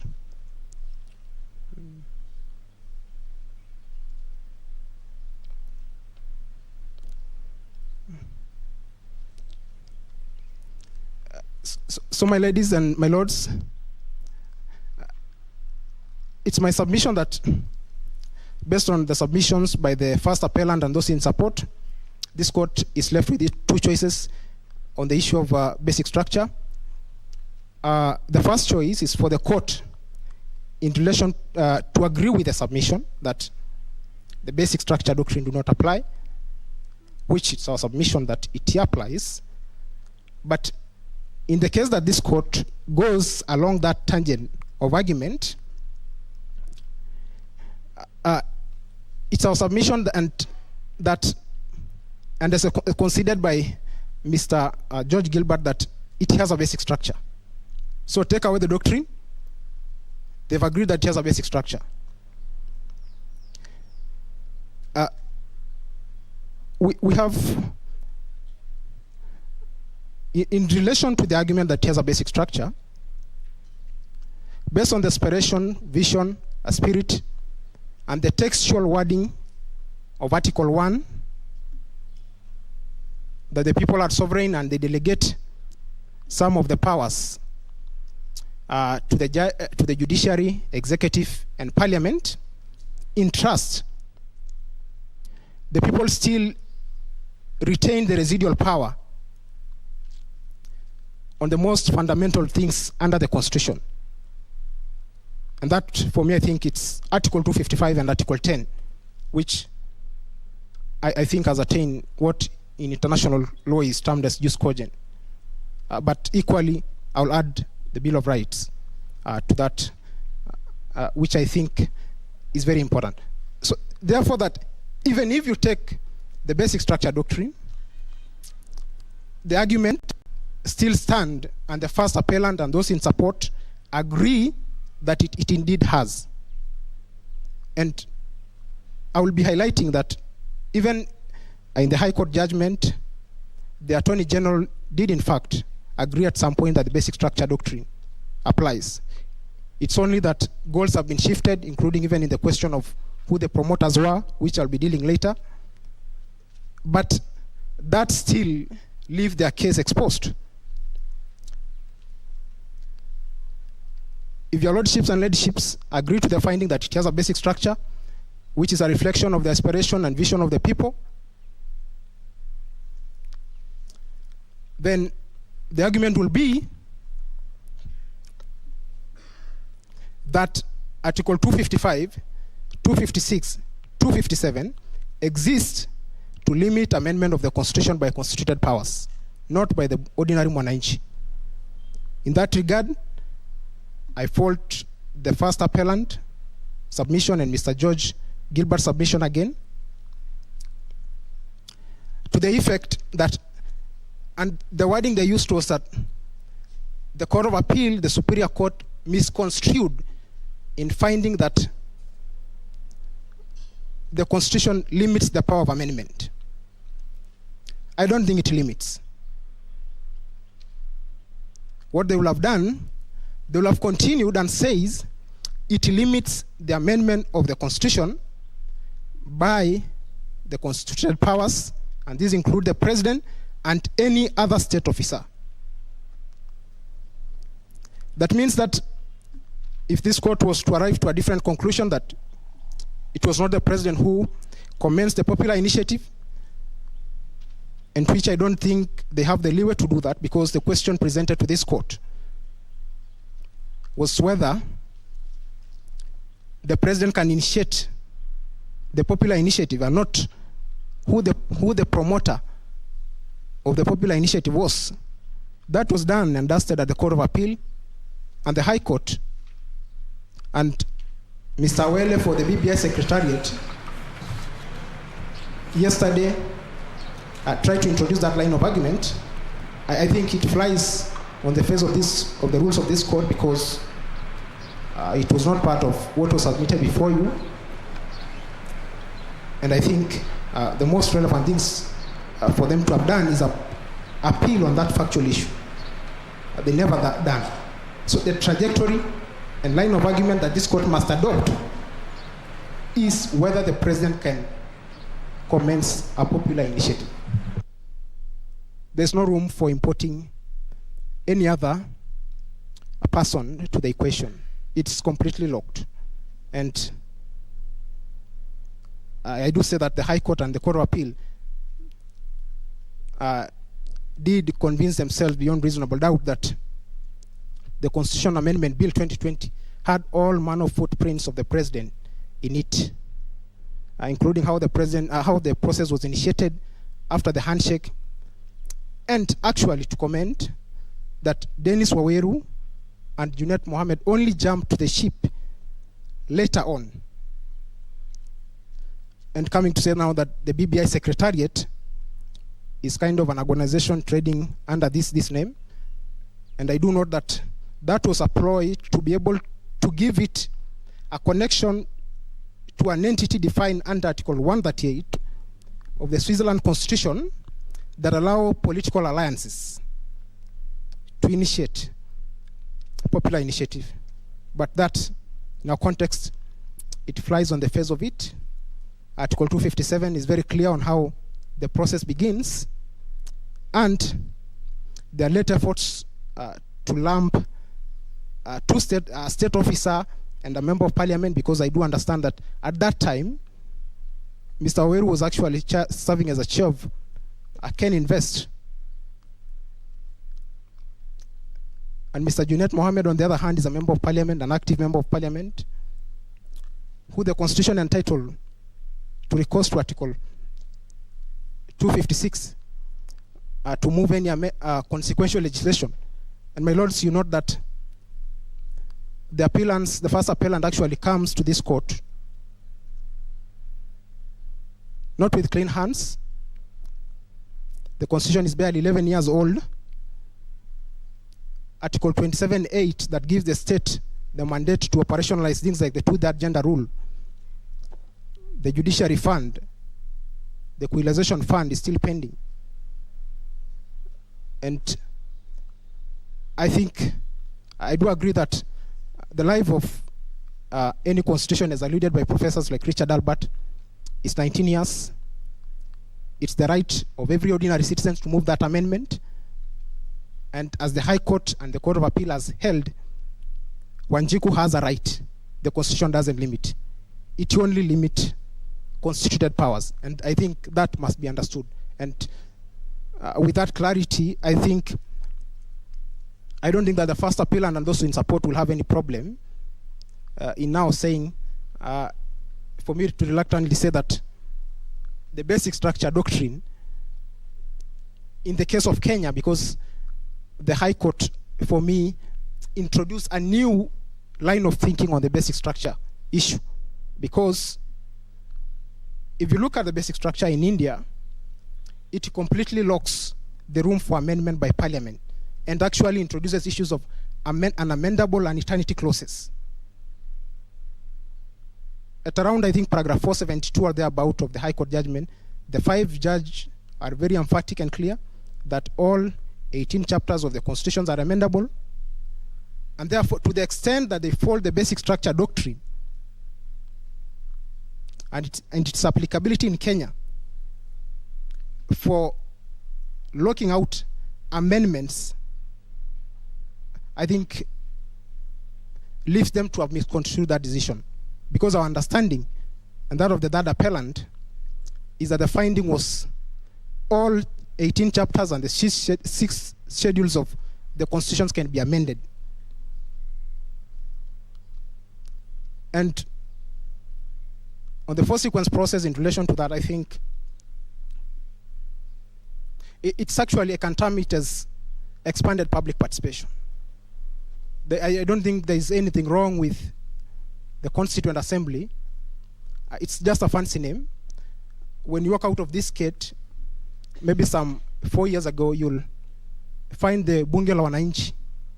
That could be a perfect description of what a Constituent Assembly, and those gentlemen out here are very vibrant in discussing day-to-day matters that are germane to our legislation and governance system. And so it's not some rocket science thing, like a collection of views. Your lordships and ladyship have articulated that while discussing public participation in the British American tobacco case. And to Justice George Odunga in the Robert Gakuru case have also extensively expounded what public participation is. And so for me, the 4 sequence process do not shock me in any way. It's some form of expanded public participation. And as I had intimated, Article 10, which provides those principles and values, is now very important to the operation of our system and governance. Maybe just to pick a comment by Senior Counsel Kamau Karori on the issue of Liechtenstein and the Prince extending its term limits. To an extent, I see Liechtenstein not to be a good example, because him alluding to a prince leads us to some monarchical side of system of governance. To that extent, I don't think it will provide a good comparison for comparative purposes, because the Constitution provides that Kenya is a republic. And if, for example, I was to extrapolate the issue by the Prince of Liechtenstein on the term limits, I'm not sure whether anyone introducing extension of term limits in our current constitution, though they are entitled, the ordinary mwananchi is entitled to actually move such an amendment. But I don't think it is a perfect example just because of the system of governance. And we have been termed as one of the most progressive constitutional democracies now in the world, ranking with the likes of South Africa. And therefore I think that example will not suffice.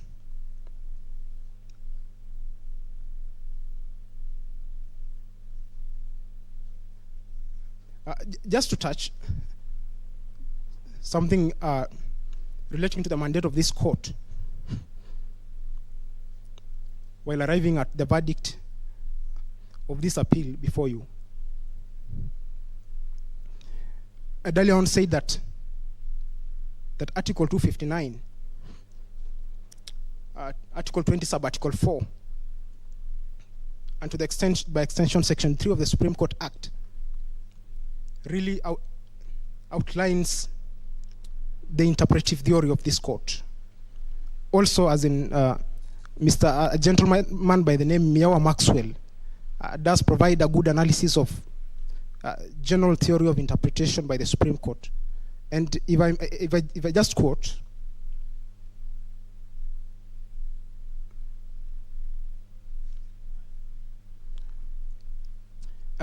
Article 20 sub-Article 4, Article 259(1), Article 259, and Article 259 lays down the rule of interpretation as follows: that the Constitution shall be interpreted in a manner that promotes its purpose, values and principle, advances the rule of law, and human rights and fundamental freedoms in the Bill of Rights, permit the development of the law, and contributes to the good governance. Justice Mutunga, if I quote his finding in his concurring opinion in advisory decision number 2, says that Section 3 of the Supreme Court Act confers broad powers and constitutional interpretation, allowing the court to make forays into the country history and cultures, to dig out the people's expression reflected in the text and spirit of the Constitution. So text and spirit of the Constitution. And Chief Justice William Mutunga further qualifies that these provisions grant the Supreme Court a near limitless and substantially elastic interpretive power. It allows the court to explore interpretive space in the country history and memory, and the history and memory that appeal to your lordships and ladyship is our history. After we got independence, till such a time, I think, around 1997, because 1997, the Kanu regime had already given room for the people to come to the negotiating table. So I think that history, and I will refer you to the writings of Ben Abweze in Presidentialism in Commonwealth Africa, and a book written in 1984. I think the president of the LSK will mention, he has cited extensively in his submission. Nabweze actually writes about Kenya in that book, and the question of hyper-amendability and the powers of the imperial presidency. And actually, just to recall that in 1968, an amendment was moved by the president to take away the powers of parliament to nominate, I think, around 12 members at that time. And that mandate by parliament was actually revoked, I think, in a single afternoon. Same to the 1982 scenario of introducing a one-party rule, or even 1988 where security of judges, 10 of judges was taken away. I think those are some of the fresh memories that really should tinker in the mind of anyone reading and interpreting this constitution. So Justice Mutunga says we can't run from that history. And what the first appellant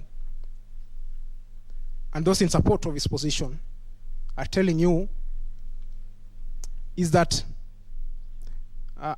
let's close our eyes on where we came from and focus the textual provision. And I didn't submit that the textual do not favor in any way the president commencing a popular initiative. It doesn't. And if you will allow me to read Article 255,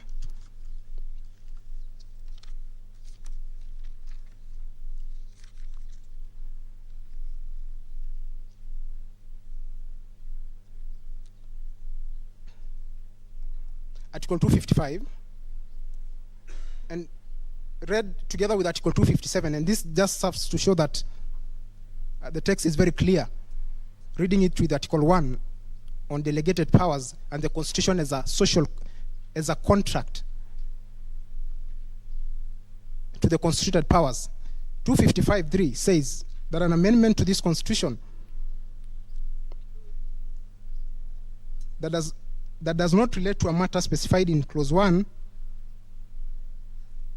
shall be enacted either by Parliament in accordance with Article 256 or by the people and Parliament in accordance with Article 257. Sorry, I think I'll take it back.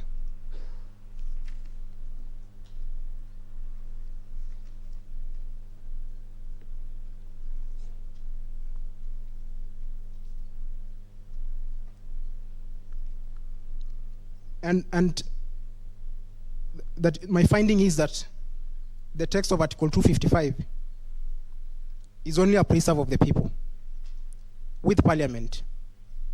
The people commence the initiative under 257 as a form of a general idea, and that they must be the promoters, not a state officer, and follow all the steps outlined under 257, including having it debated at the county assemblies and the different parliaments, Senate and National Assembly.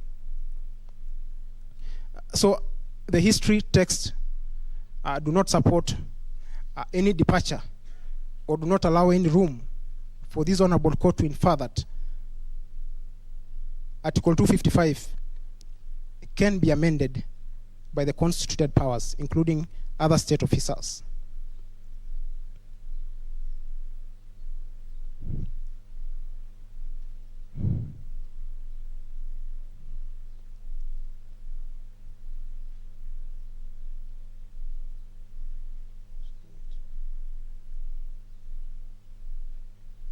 And by extension, I will also refer your lordships and ladyship, the Supreme Court of India in Reserve Bank of India versus PLS General Finance and Investment Company Limited, the 1987 case, again reiterating the issue of interpretation of the Constitution.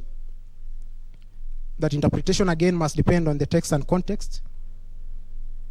This means that this court has to go beyond that textual provision of the Constitution in determining the applicability of the basic structure in Kenya.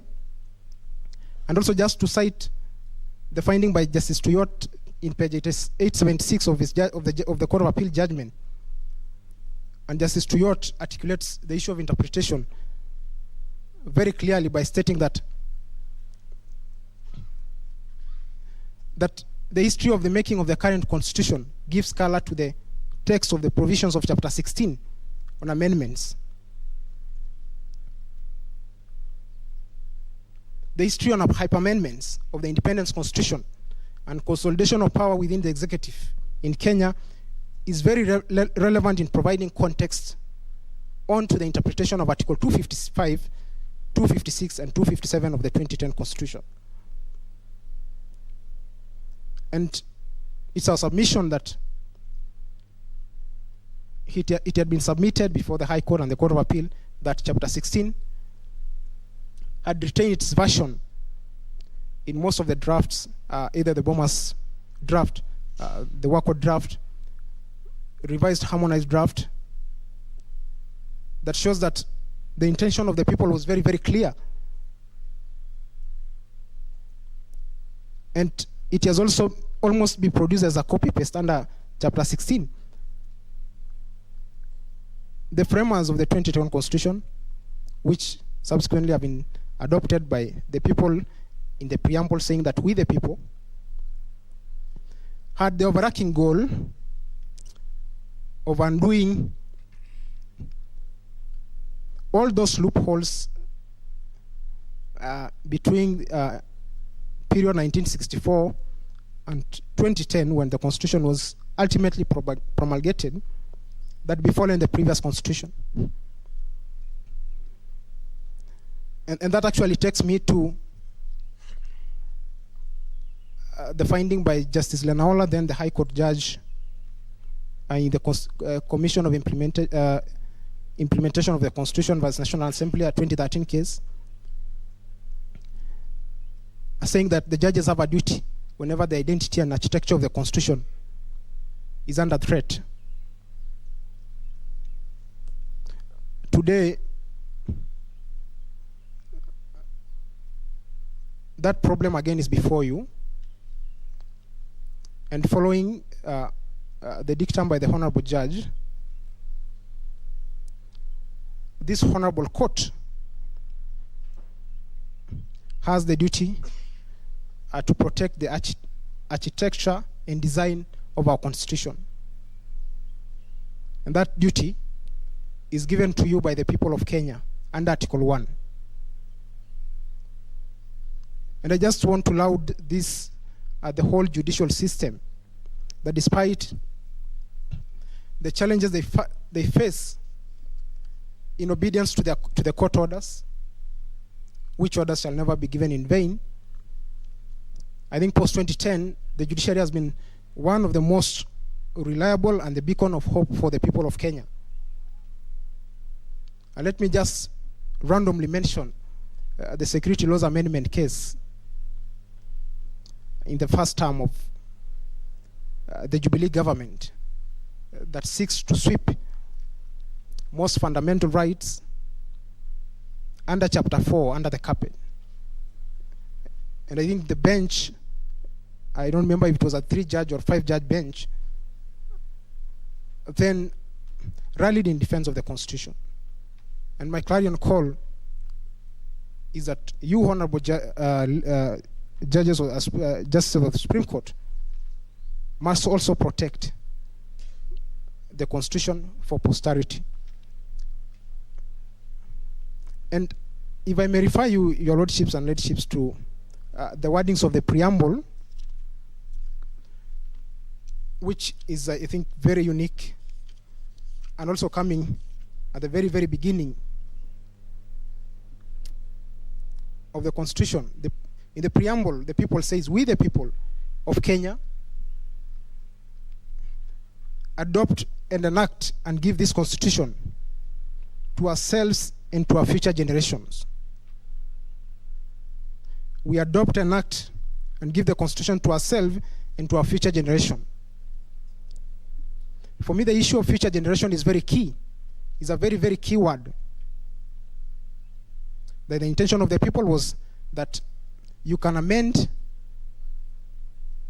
not fundamentally, maybe issues of issues not ring fence under 255, but let's try and keep it for the future generation. The Constitution is 10 years old. If a child was 10 years old, I'm not sure if they're actually in a position to start actually eating things like getheri. This Constitution is still trying to develop its teeth. It's not even a teenager, strictly speaking. And I think the solemn duty of the president under the that schedule will have been to preserve, uphold, and respect by operationalizing, among other things, the 2/3 gender rules, the judiciary fund, the equalization fund, rather than spend a whooping 20 billion taxpayers' money for purpose of amending the Constitution. Or I wish if that money was actually allocated to the judiciary fund to give room to more small claims court or building infrastructure for either the judges or courtrooms. That would have been my ideal wish.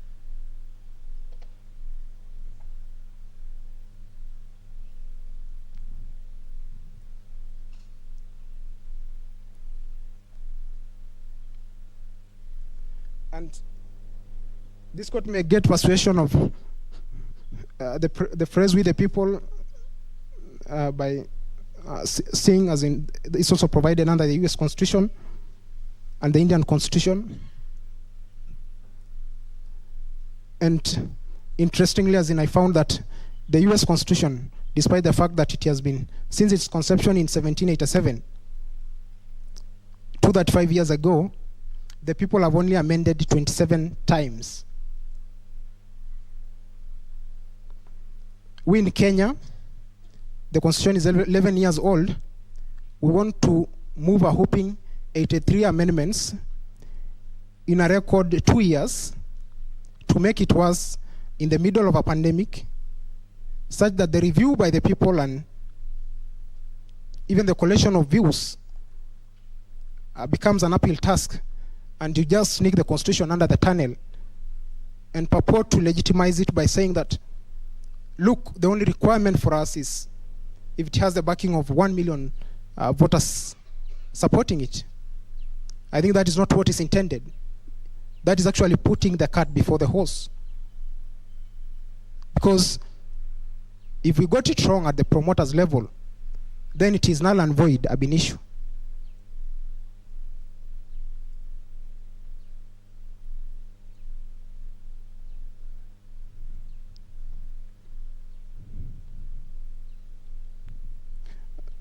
My lords and my ladies, as I mentioned earlier, Justice Ringera did infer the sanctity of a basic structure in a constitution, in the Independence Constitution. I think I can't fathom any finding under the 2010 Constitution that holds otherwise.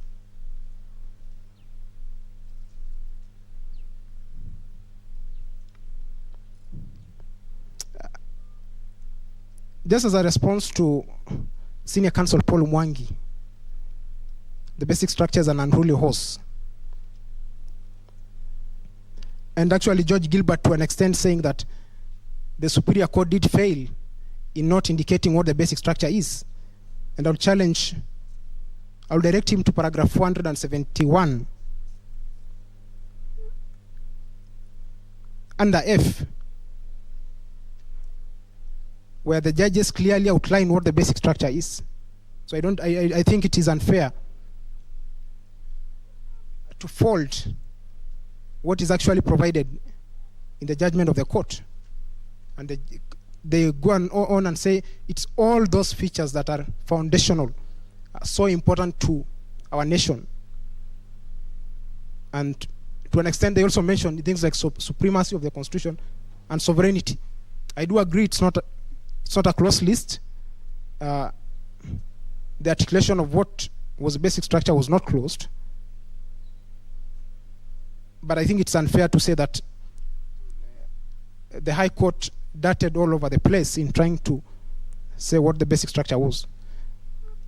And to Senior Counsel Paul Mwangi, I don't think the basic structure is an unruly horse in the case of Kenya.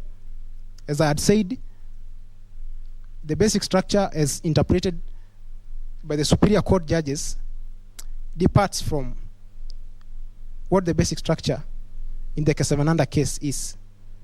Mainly because, unlike India, which do not allow room for amendment, our basic structure provides room for amendment by the constituent. I think that is a clear departure. And as such,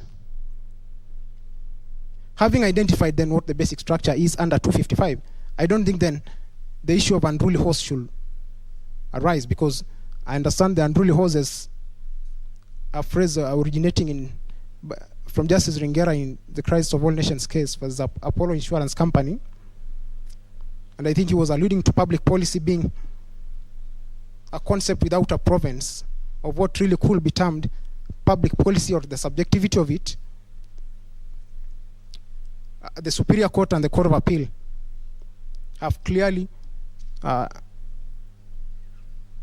closed our boundaries on what the basic structure is. And therefore I don't think there is room to term it as an unruly horse. My lords and my ladies, I just want to seek clarification on the time because I think we were given some 20 minutes. You have already taken them. If you watch the clock, you are given 1 hour, 18 minutes. Now you are remaining 35 minutes. I think I'll just close by very fast outline, submitting on the popular initiative.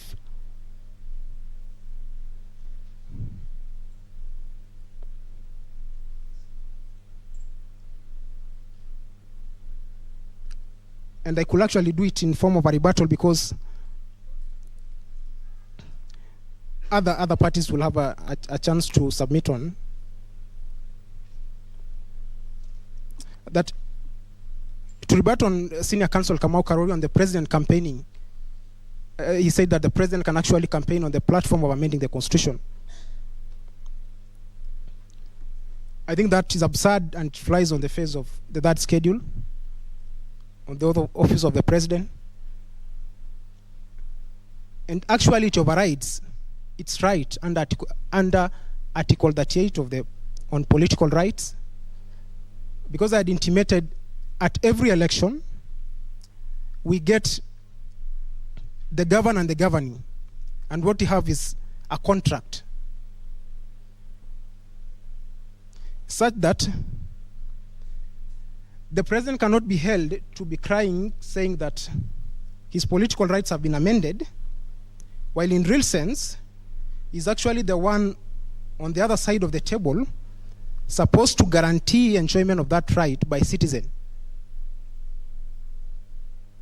So I'll just picture a picture of a president carrying a bangle along parliament saying, look, as in I have a right to demonstrate just like any citizen entitled to these rights under this constitution. And the issue at stake is my rights have been limited. It's an absurd finding. That means he can only get to such a position by relinquishing his authority as a president. And I allowed our president because he has set that trend in 2014 during the ICC trials. He had that audacity of actually stepping out of his privileges and saying that I'm going as an individual. That means the root of Article 257 is only available to that ordinary mwananchi. That person waking up in the wee hours of the morning from Kaongware Kangemi, when the bus fare is still Kenya shillings 20 bob, to come to a construction site in Westland, I think is what is envisages the ordinary citizen who can initiate a popular initiative. It's not a state officer with all the trappings of power and sitting on a back left of a German machine seeking to amend the constitution for selfish reasons. There's a conflict clearly, and that conflict was also articulated again by the High Court in envisaging the dual role that the president will have if he was allowed to move amendments to the constitution. That I'll be promoting the constitution as a president. That means that those are my own views, and at the same time I'll be the one assenting. I think that finding is absurd, and conflict of interest is written all over it. Therefore, I don't think the Article 38 issue should never arise. It's a social contract for the 5 years. He is a duty bearer. He's supposed to guarantee he's not to be, he can't have a room to cry as a baby saying that I want to amend the constitution. More so, the entrenched clauses. That should not arise.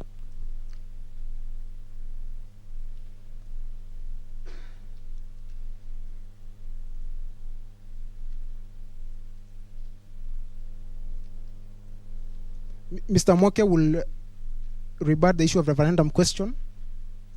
We have extensively submitted on that in our submission, and quite interestingly, the IBC, which was supposed to respond just slap us with the argument of the doctrine of ripeness, I think Mr. Morara will debunk that. When Professor Githu Muigai comments on IBC powers, I think it can be varied. But again, Article 255 protects IBC and all other independent commissions under Chapter 15 whenever there is independence is at risk. So I think that must be taken with caution, because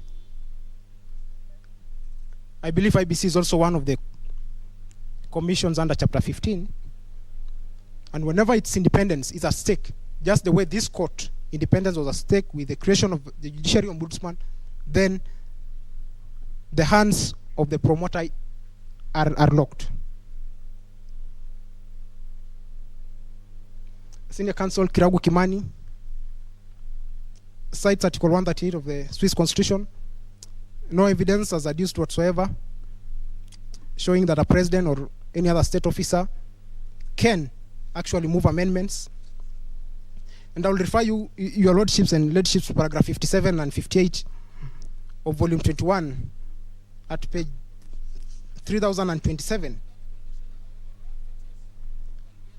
where we clearly discuss the issue of Article 138 of the Swiss Constitution. It's not a state officer or a president that's envisaged. It's not. In fact, scholars writing on that issue alludes to the issue of direct democracy and popular initiative. One of the definitions given by the Black's Law Dictionary, it's the people exercising their own residual power in a direct way, not indirect way.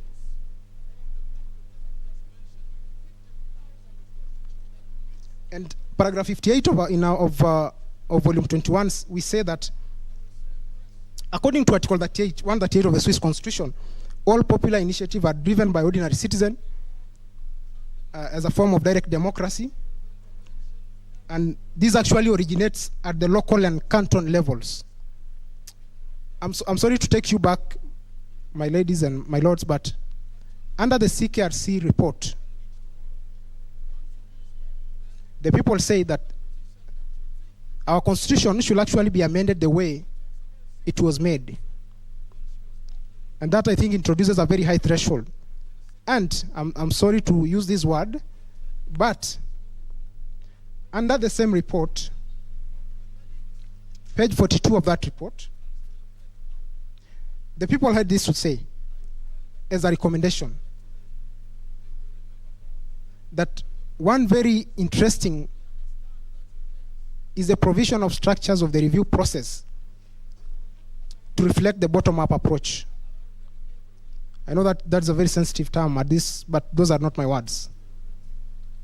They are clearly provided under page 42 of that CKRC report. But then going back to your issue of interpretation, looking at the context and the history, the intention of the people that was in amending what is so fundamental to them, we must start at the bottom, and it comes up.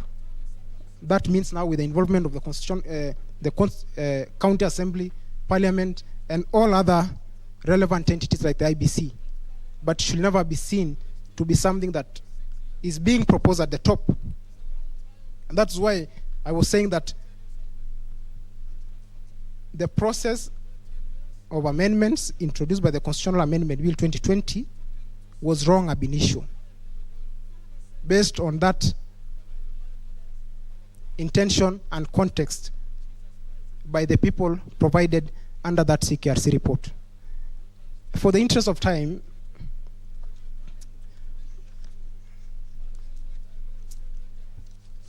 and for the sake of my senior Mr. Morara,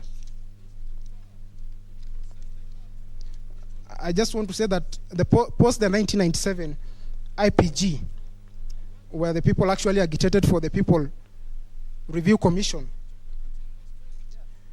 you can deduce that the people were so much concerned with the process and procedure of amendment of the Constitution and the content of the Constitution. Process referring to the popular initiative, parliamentary initiative, and content referring to what I can term as entrenched clauses.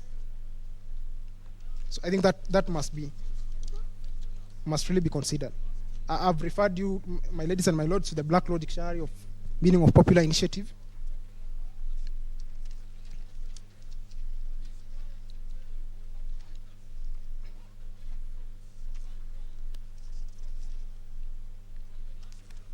And I'll not dwell further on the writings by Professor Richard Albert or Yaniv Rosnai. I think Mr. Nelson Harvey will do that. And I'll close by saying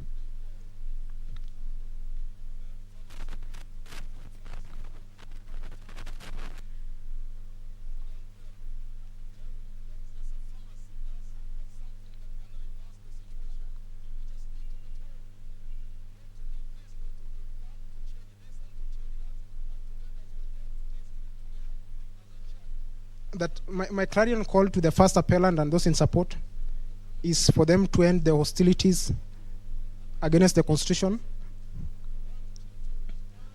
Though we recognize them as prisoners of war based on the findings of the High Court and the Court of Appeal, and that us on the other side will be willing to make peace with them and preserve and uphold the Constitution of Kenya. For the interest of time, let me yield the floor to Mr. Omoke. But before that, I just want to acknowledge the presence of my Professor Ben Sianya, who actually provided me a platform at the formative years at the School of Law in Parklands to be his researcher for 3 years in constitutional law. I think it's fair credit for me to recognize him at this forum. So I would like to yield the floor to Mr. Morara. We had a lot to submit, but for the interest of time, I would like to stop there. Thank you.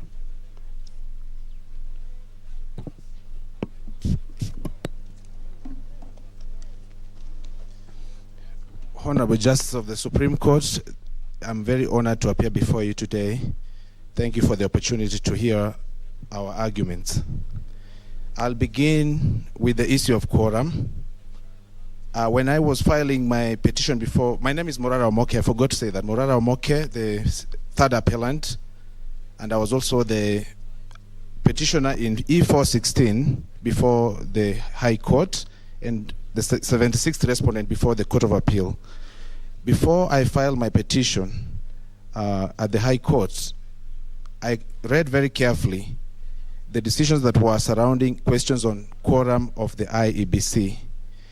And in my mind, there was no problem with what I found and what I was seeking the court to find. I was asking the High Court to find that the IEBC lacked the quorum to conduct something very important, which I consider to be a policy issue. When I looked at other decisions like the Isaiah B. Watt case, which has been cited very extensively by the IEBC, I looked at that and I found that, in my opinion at the time, the law applicable was the law that was there before the decision in Katiba Institute, which set the quorum for the IEBC. When you look at the Constitution, there's Article 251, which has been relied upon by the IEBC to identify what they consider to be the quorum of the Commission. And I would like the Supreme Court to distinguish between quorum and composition, because what we have in the Article 251 is the composition, the minimum number of commissioners required to be properly constituted, which is 3. But quorum is a different question. It's about the functionality, the day-to-day operation of a commission and decision-making. You cannot ignore quorum, because if we say that we operate without quorum, then that would be very dangerous. And we know the role that the IEBC plays in our country. It's basically something that goes to the core, to the stability of our nation, the elections. We cannot have a commission that does not have quorum.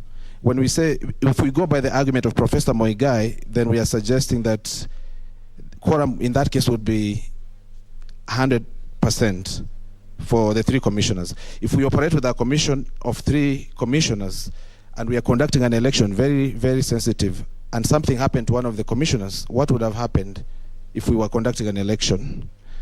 what should happen at all times is that the court should not entertain a situation where the commission is not properly constituted. It should come out very clear that at all times the commission should, as much as possible, be at full capacity. Because for the IBC, we must also ensure that the composition also reflects the diversity of our people. It's not something where we could appoint 2-3 Kenyans and we assume that it balances the entire republic. I'll move to give an example. If we operated, going by Professor Moigai's argument that when if there's a repeal in the case as he suggested, that we would have no law.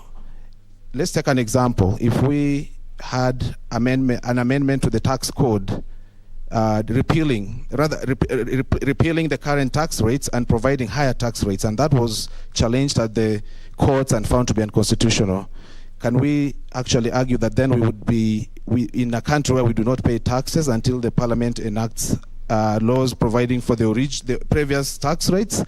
That argument would not be good public policy.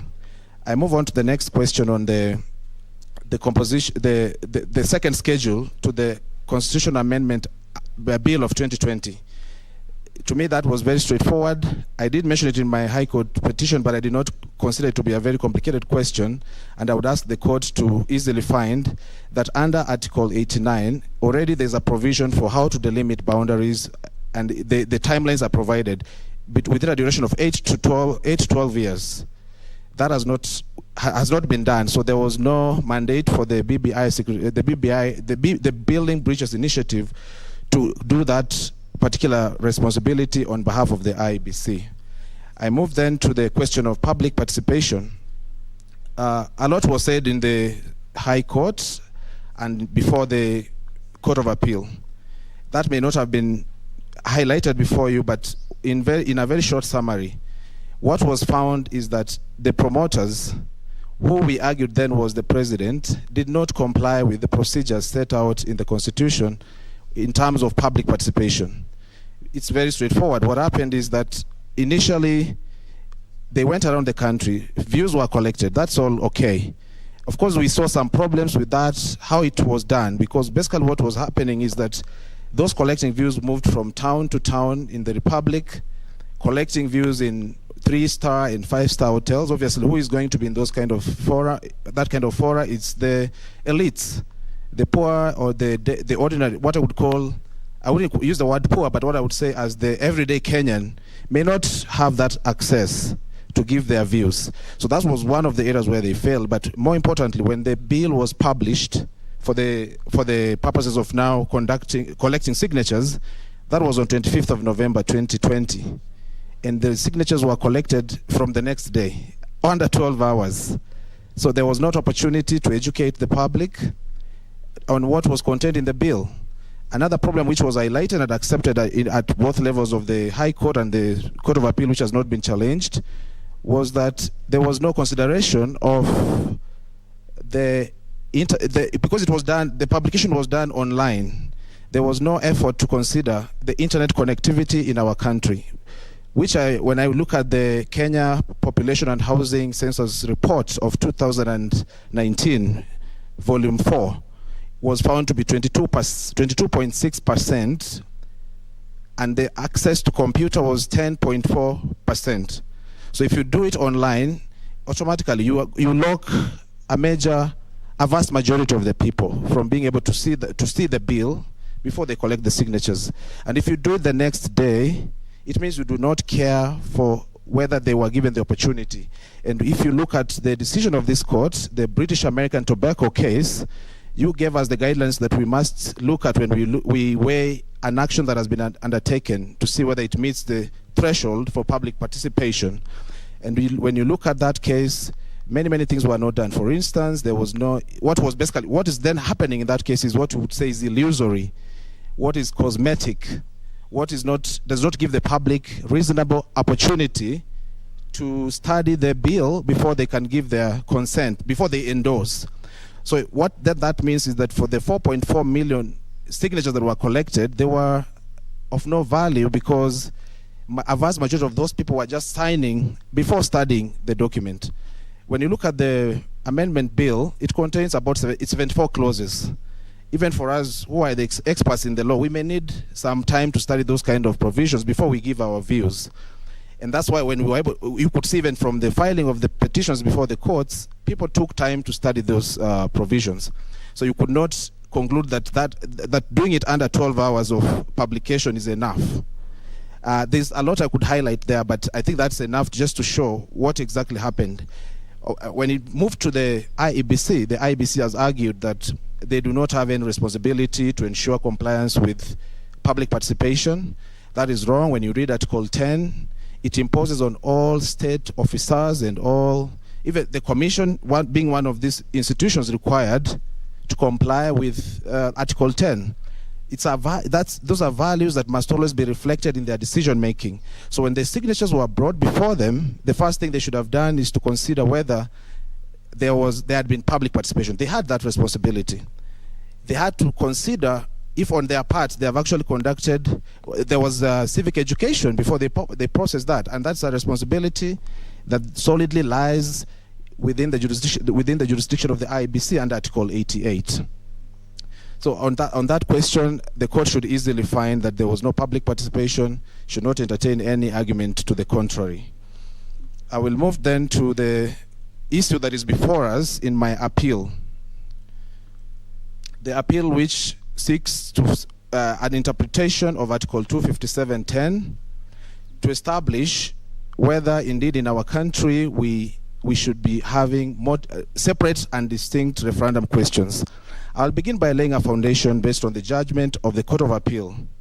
When the judgment was delivered on 20th of August, I listened very keenly to the analysis of each of the judges, and indeed when the judgment was availed to the parties, the hard copies and the soft copies, I read, and my conclusion was that there was an error in the tallying of the final vote of which judge voted to uphold or overturn that finding. So when I looked at each analysis, my view is that, as I agree with Justice Ouko, that it appears that there were 4 votes to uphold the finding of the High Court. So to be diligent, I did send correspondence to the Court of Appeal. I wrote a letter dated August 25th, 2021, which I dispatched to the court on the same day via email. And I received a response. Rather, I sent it on 24th of August, dated 24th of August. I received a reply on 25th of August. The letter was addressed to the President of the Court of Appeal, and I was very respectfully asking him to look at the tally. And I gave grounds, and I pointed out what I thought what was contained in the judgment, and why I think the vote should be 4-3 in favor of upholding that finding of the High Court. In his reply, he said, which was conveyed to me by email by Registrar Lorraine Ogombe, was that the view of the President was that there was no error. The reason I did that is I did not want to saddle the Supreme Court with an unnecessary appeal if indeed that was an error. So having satisfied myself that I've taken the right steps, I approached the Supreme Court through the appeal that is before you, appeal number 11 of 2021. So I did that part, and I think the court can look at the analysis and easily reach a conclusion that that finding of the High Court should be upheld. But I'll not rest there, because it's important for the Supreme Court also to hear what is the justification for seeking that kind of a finding. I'll ask the court to read the text again. I know we've read many, many times Article 255 to 257, but I'm asking again. All of us, even my opponents, maybe they might be convinced when they respond to me, especially the IBC, which is there to respond. I would like to read. I did draw a table which is in my submissions at page 8. My submissions are dated 24th of November 2021. In that table, I tried to do a textual analysis of the words in Article 255 to 257. I looked at words that I used there carefully. I saw a word called a proposed amendment, The amendment, an amendment, a bill to amend this constitution, the bill, any bill, a general suggestion, a formulated draft bill, a draft bill, the draft bill, a bill, and there was a word again repeated at the very end, the bill, which I've just drawn them just to try and analyze, because we seem to be all in agreement, the parties before you, that it's important to look at the textual analysis.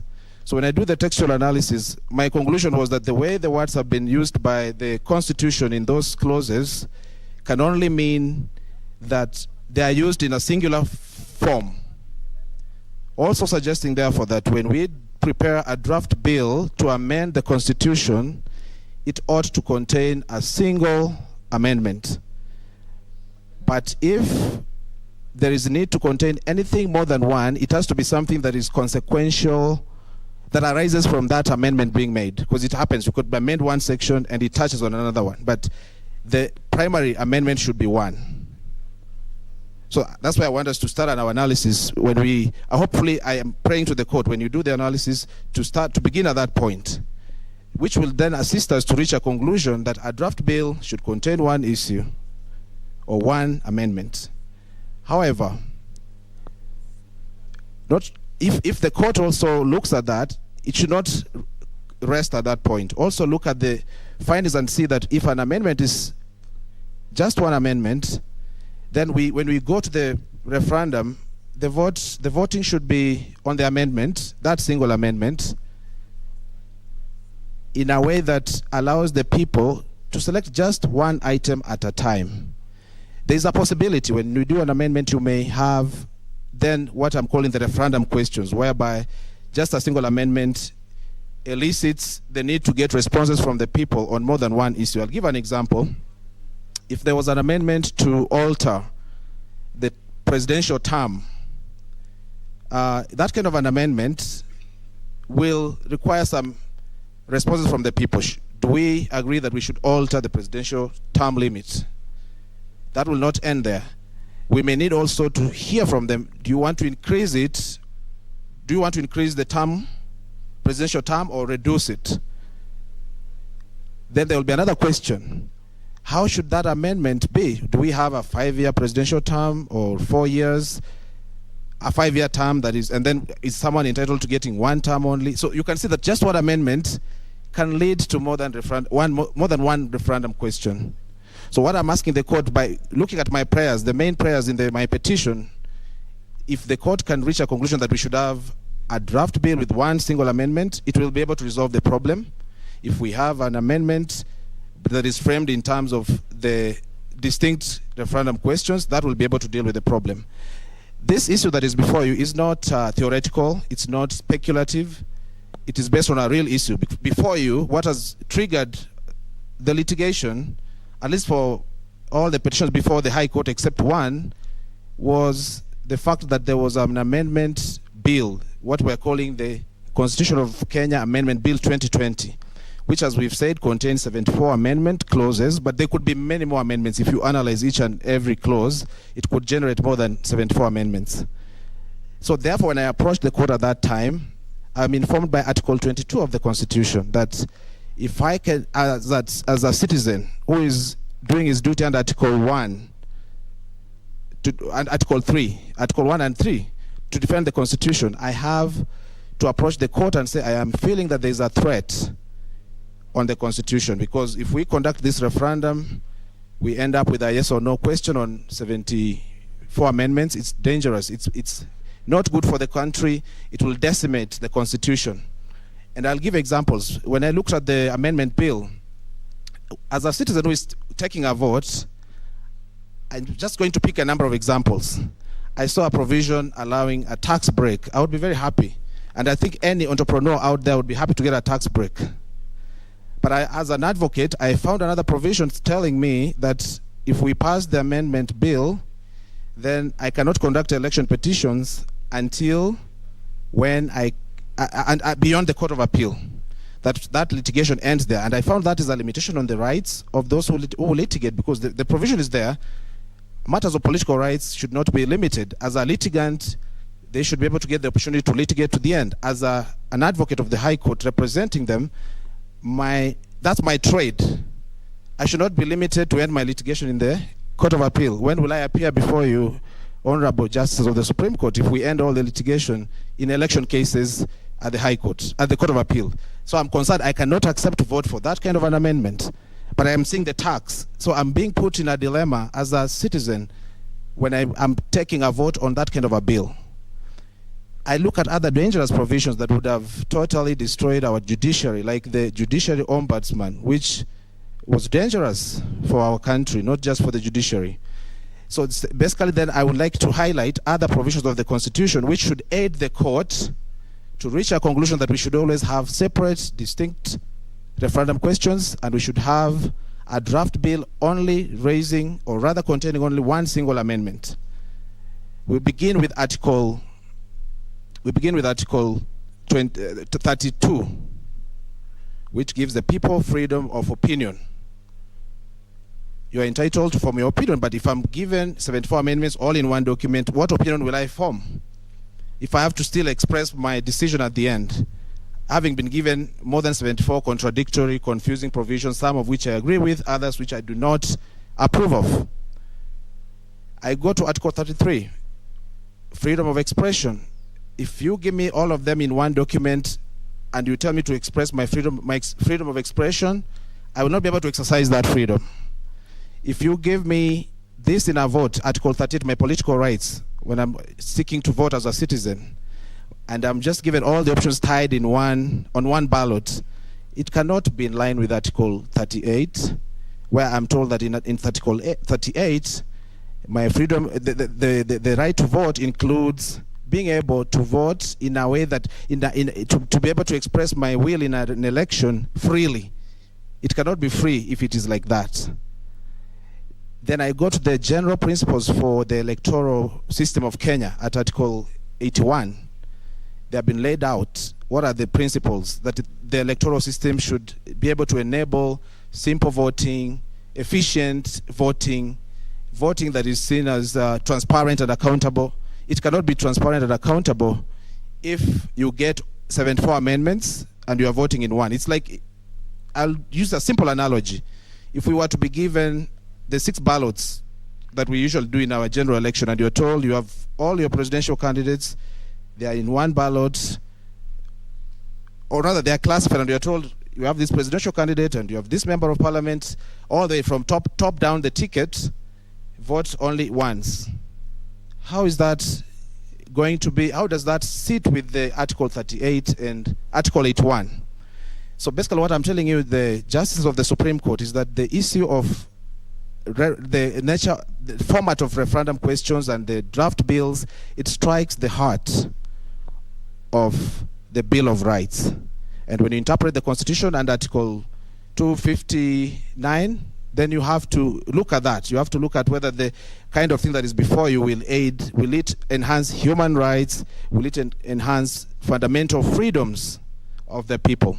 As I come to closing this presentation, I would like to urge you, the justices of the Supreme Court, that what we are doing here is something, basically a point of inflection for our country.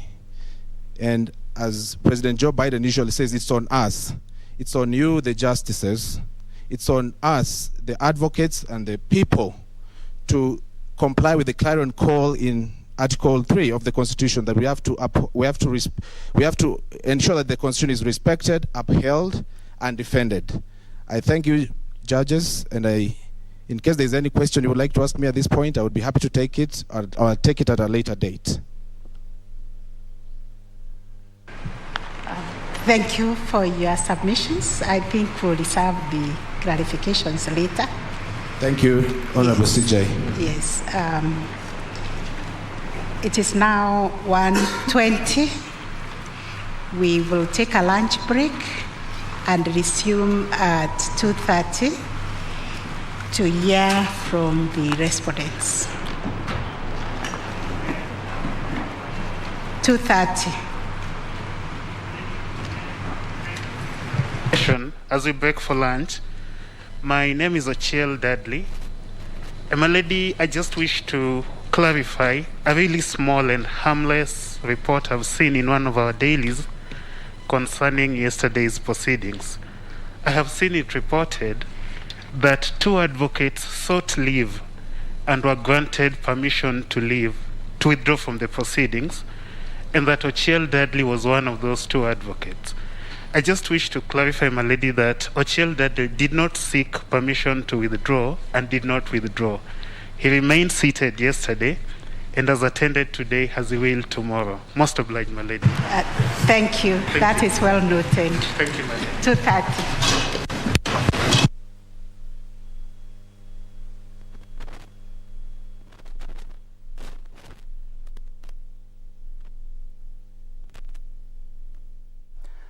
And those are live pictures from the Supreme Court of Kenya, where the third appellant, Morara Omoke, who is an advocate, has already lodged and actually given his submissions in the afternoon session, because now the court has taken a quick lunch break. We'll be resuming there at about 2:30.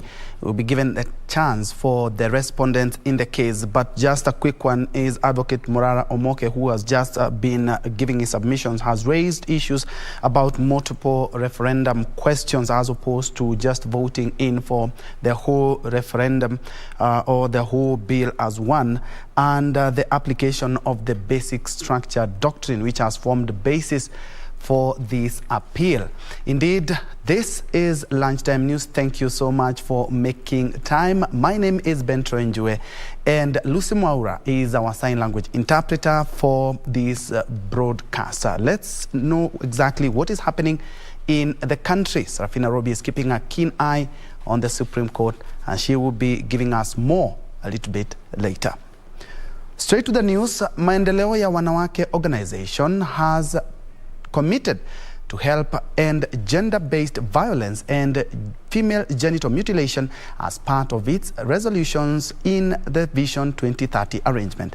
Speaking during the organization's 70-year anniversary, Maendeleo ya Wanawake organization chairperson Rahab Muyu says the organization will also invest in water harvesting project for women in all the 47 counties. Wednesday morning, and the National Maendeleo ya Wanawake Organization, National Executive and Secretariats converged at a hotel in Nairobi to celebrate 70 years since its existence. Sustainable projects or sustainable activities to see women out of that captivity of dependence syndrome. We bring everybody from the girl child to the boy child so that the future generation is brought up together. The organization highlighting its achievements since it was formed in 1952. The National Water Harvesting Project trains women on financial literacy, digital literacy, and entrepreneurship. We've been able to organize 3 AGMs. 2019, when we did the documents, 2020 being the landmark when His Excellency officiated our pet project, which is the National Water Harvesting Project. According to Maendeleo ya Wanawake Organization chairperson Rahab Muyu, the organization will focus more on the eradication of practices such as gender-based violence and female genital mutilation, among others, under the Vision 2030. We want to see family values come back. We may not fix the problems that are already there, but in our own small way, we can engage the country to say, can we have family values? Among the projects Maendeleo ya Wanawake has planned for this year is the construction of the second National Maendeleo House GBV Center in Mombasa County. In other news, residents of Isiolo are in shock after realizing that illicit brew produced and sold at a popular joint has been laced with antiretroviral drugs and other conventional medicine before it is served to unsuspecting customers. These revelations following a routine operation by area administration to rid illicit brew in the area. The administration team in Isiolo are undertaking a 100 days rapid resort initiative operation that is set to end on the 29th of January.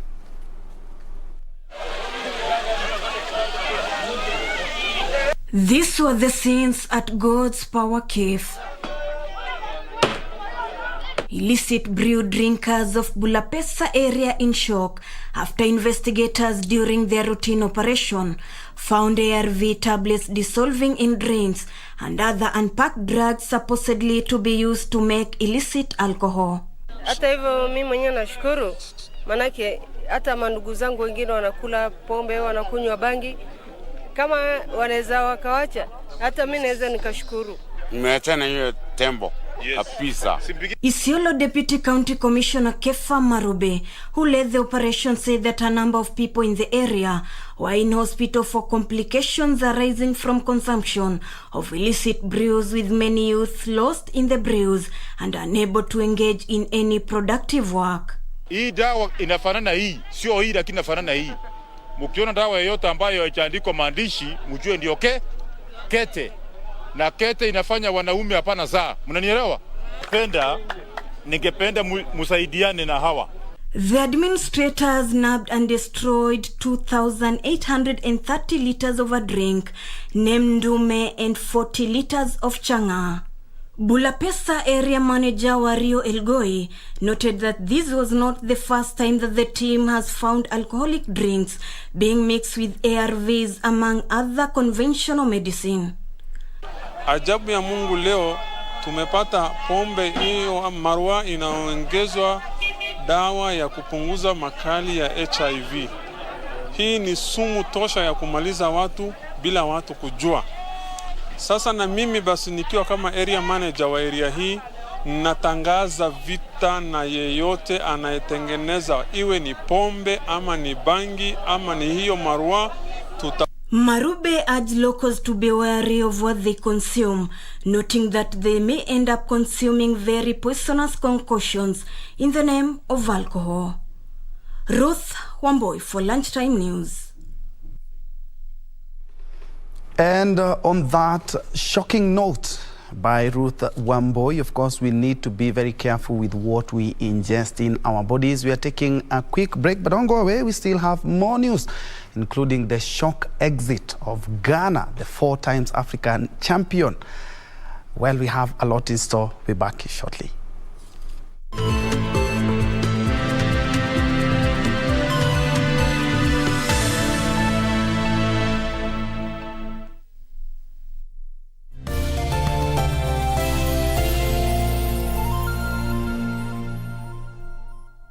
Ili kupata skiza tune hii ya mtu ni watu, bonyeza *811 *961 hash. Mungu akitaka kukubariki atatumia watu. Maombi yako akitaka kuyajibu atatumia mtu. Hauwezi ukakaa maisha ya kujitenga. Hapana, sababu unahitaji watu.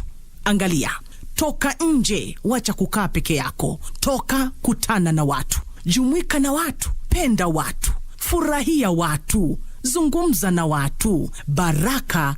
Ili kupata skiza tune hiyo ya mtu ni watu, bonyeza *811 *961 hash. *811 *961 hash.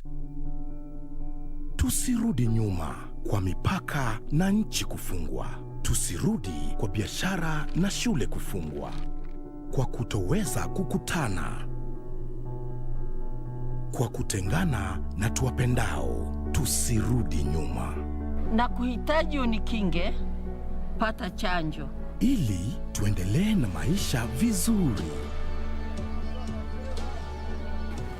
Na kuhitaji unikinge, pata chanjo. Na kuhitaji unikinge, pata chanjo. Na kuhitaji unikinge, pata chanjo.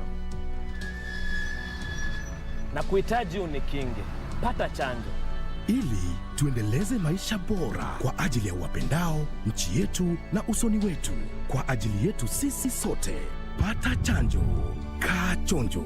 Kuhakikisha nchi yetu na uchumi wetu umestawi katika uwazi. Tusirudi nyuma.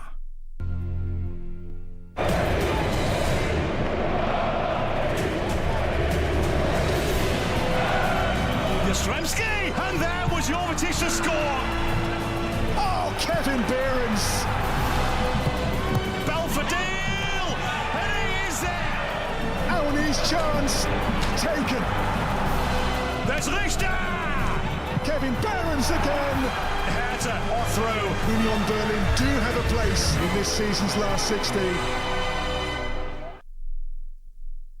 Ili kupata skiza tune hii ya mwanzo mpya, bonyeza *811*815#. Usikae hapo na kujihurumia eti kwa sababu ulikosea ama ulianguka. Maisha wakati mwingine utapata umeanguka ama umekosea. Pata mafunzo pale. Unapopata mafunzo, inuka tena. Kung'uta mavumbi, songa mbele. Yaliyopita jamani, si ndwele, ganga yajayo. Maana kuna nguvu katika mwanzo mpya. Ili kupata skiza tune hiyo ya mwanzo mpya, bonyeza *811*815#. *811*815#. Beacon Furnitures Limited. We're local manufacturers of quality office furniture, dealers in quality office equipment like fireproof safes and cabinets. Our automated state-of-the-art factories at Henna House along Enterprise Road in Nairobi's industrial area. Our showroom is at Uniafrica House, Koinange Lane off Koinange Street. We are passionate believers in locally manufactured goods.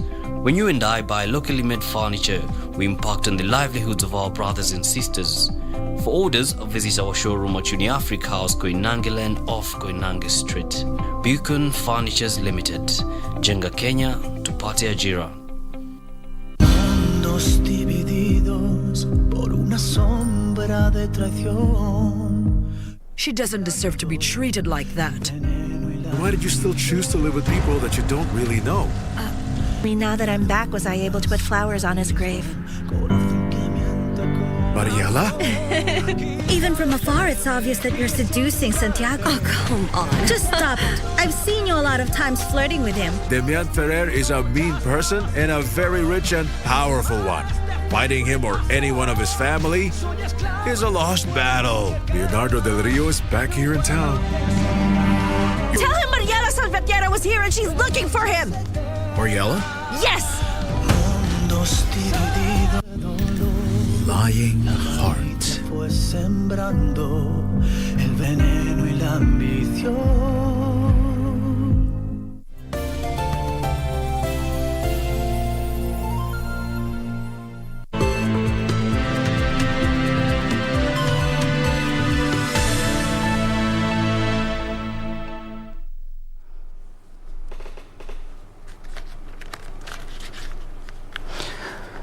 Welcome back and thanks for keeping me company. Elsewhere, students of St. Hilary Mitisiemi Secondary School in Ngomeni Ward, Kisokitwi County, have abandoned the learning institutions over claims that the current principal is intolerable. It is reported that the principal, who was posted to the school in the year 2020, has been at loggerheads with the school's stakeholders, forcing some parents to seek transfer for their children. Learners across the country continue with learning for the 2021 third term studies at St. Hilary Mitisiemi Secondary School in Ngomeni Ward, Kitui County, have been disrupted. Empty classrooms and disorganized desks now characterize the current scenario in this school. Only a few students said to be in Form 4 can be spotted. It is reported that this has been the situation since the beginning of this term. It is reported that the current principal has disoriented the school's administration, causing misunderstanding among the stakeholders. Hapo mbeleni mkabla mwalimu aje kulikuwa na matron. Saa wakati ambao amekuja matron amemkuza akamwambia haende, watoto wale wako hapo ni watu wazima wanaweza kujichunga. The current principal is also alleged to disrespect parents. Wakati ambao anaambia watoto waende shule karo, mzazi akija anamwambia unanunga mbaya, wewe aondoke kwa ofisi yake, afai mzuri, sio kama mtu anaelewa. Kwa hivyo mzazi anaondoka hapo akiwa ana hasira, akaenda na mwalimu, mzazi akatoa huyu mtoto yake kwa darasa akapeleka shule nyingine. This is reported to have angered the learners and teachers, with students vowing to stay away from the school until action is taken. Na watoto wakasema kwa sababu hamtaki hapo hao wataenda. Wakafunga wiki moja, na kabla mwalimu aende wamekuja. Na wakasema mwalimu akirudi tena watarudi tena, wataenda nyumbani. The school was started in 2009 and has a total of 138 students. It is reported that only 16 students who are in Form 4 are in school currently. Efforts to reach the principal for her comment were unsuccessful. Just before we go to our next story, is that news just in is that the Office of the Director of Public Prosecution has been granted 1 hour to verify High Court orders stopping the prosecution of presidential candidate and business magnate Jimmy Wanjigi. The ODPP said they did not know about the orders by Justice Anthony Mrima issued yesterday, stopping his arrest together with his wife. Well, we are keeping a keen eye on that report, and as soon as we get the latest, we will be updating you on the same. Moving on, one person is admitted at the Maralal Referral Hospital after raiders shot him and stole about 28 cows. According to the hospital medical personnel in charge, Dr. Robert Nato, the man was admitted in the hospital last night with gunshot wound. This as leaders in Baringo County urged the government to address the humanitarian crisis that has hit parts of the county following banditry attacks that has left many displaced. The wave of security in Samburu County has left a victim fighting for his life at Mararal Referral Hospital. The victim also lost 23 cows to his attackers during the last evening raid. The medical personnel in charge of Mararal Referral Hospital, Dr. Robert Nato, said the patient was admitted at the facility at around 8 p.m. Ako salama, naongea, anakula, alipata sehemu ya ile risasi iliingilia kwa upande mmoja kwa sehemu ya kulia na kutokea nyuma ya sikio. Elsewhere in Baringo County, leaders have called for more security personnel deployment following increased cases of insecurity in the area. Attacks in Kisumet, Kagir, Yatia, Chepkesin in Baringo North have left over 300 families homeless, while others in Lamaiwe, Baringo South, are camping at Kapkechir after being displaced. Kwa hivyo ningeliomba kwamba serikali yetu kuu iweze kusaidia sisi, waone kwamba watoto wetu wameweza kupata chakula, watu wetu wameweza kurejesha makao, na kama hawako tayari kuweza kurejesha watu nyumbani, basi waletee hao chakula na waletee mambo ya blanketi, kwa sababu hawana la kufanya sasa. We've not seen any action from the government or even from the leaders to come and arrest this situation. So I think the government must come in, and because these people have really gone complex, we must also go complex, like having the drone. 3 people have been killed in the past 1 week in banditry attacks, with the latest being in Kagir, where over 400 livestock were stolen. Beatrice Gatonyengetich, Lunchtime News. In other news, Nyali Primary School in Mombasa County is embroiled in a land ownership tussle. The school claims that 14.7-acre parcel of land that was set aside for the construction of a secondary school had been grabbed by unscrupulous land grabbers. Appearing before the National Lands Commission Alternative Dispute Resolution Technical Team, the school's legal representative, Moses Waweru, petitioned the commission to ensure that the land is returned to the school. This parcel of land, measuring 14.7 acres, lying next to Nyali Primary School in Mombasa County, is the center of controversy, with the school's administration claiming that it was grabbed almost 20 years ago. There was a metamorphosis of the parcels because other subdivisions were done, other numbers were issued. So it was a scheme to basically make sure that whatever work the commission is doing does not succeed, and that the title documentation cannot be traced to a particular number. I think what they forgot is that the land is very much next to Nyali Primary.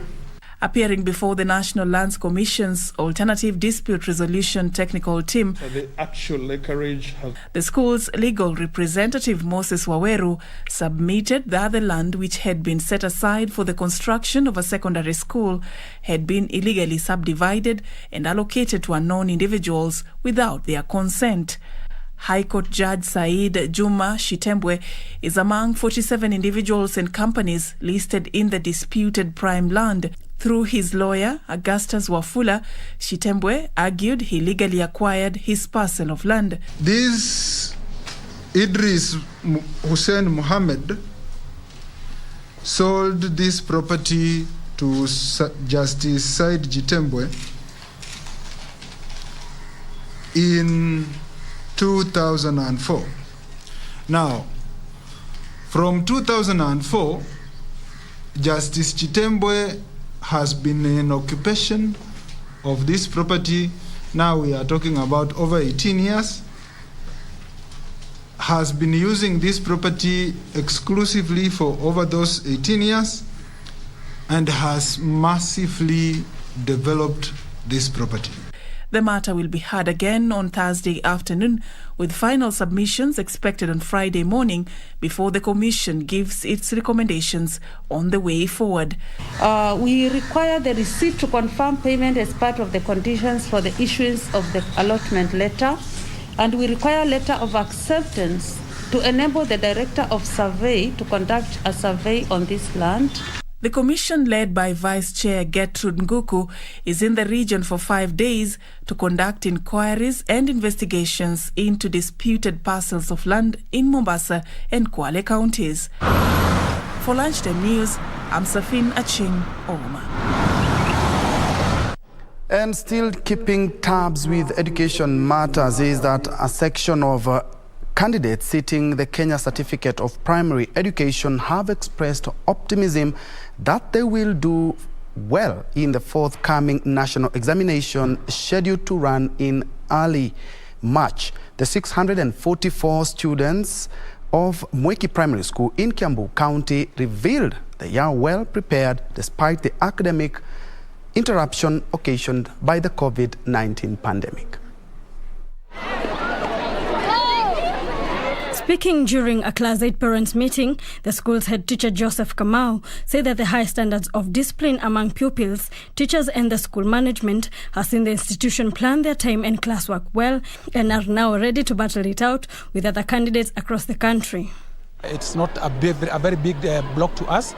We are ready because the syllabus is over. 644 candidates now this year, and it's one of the largest centers in the country.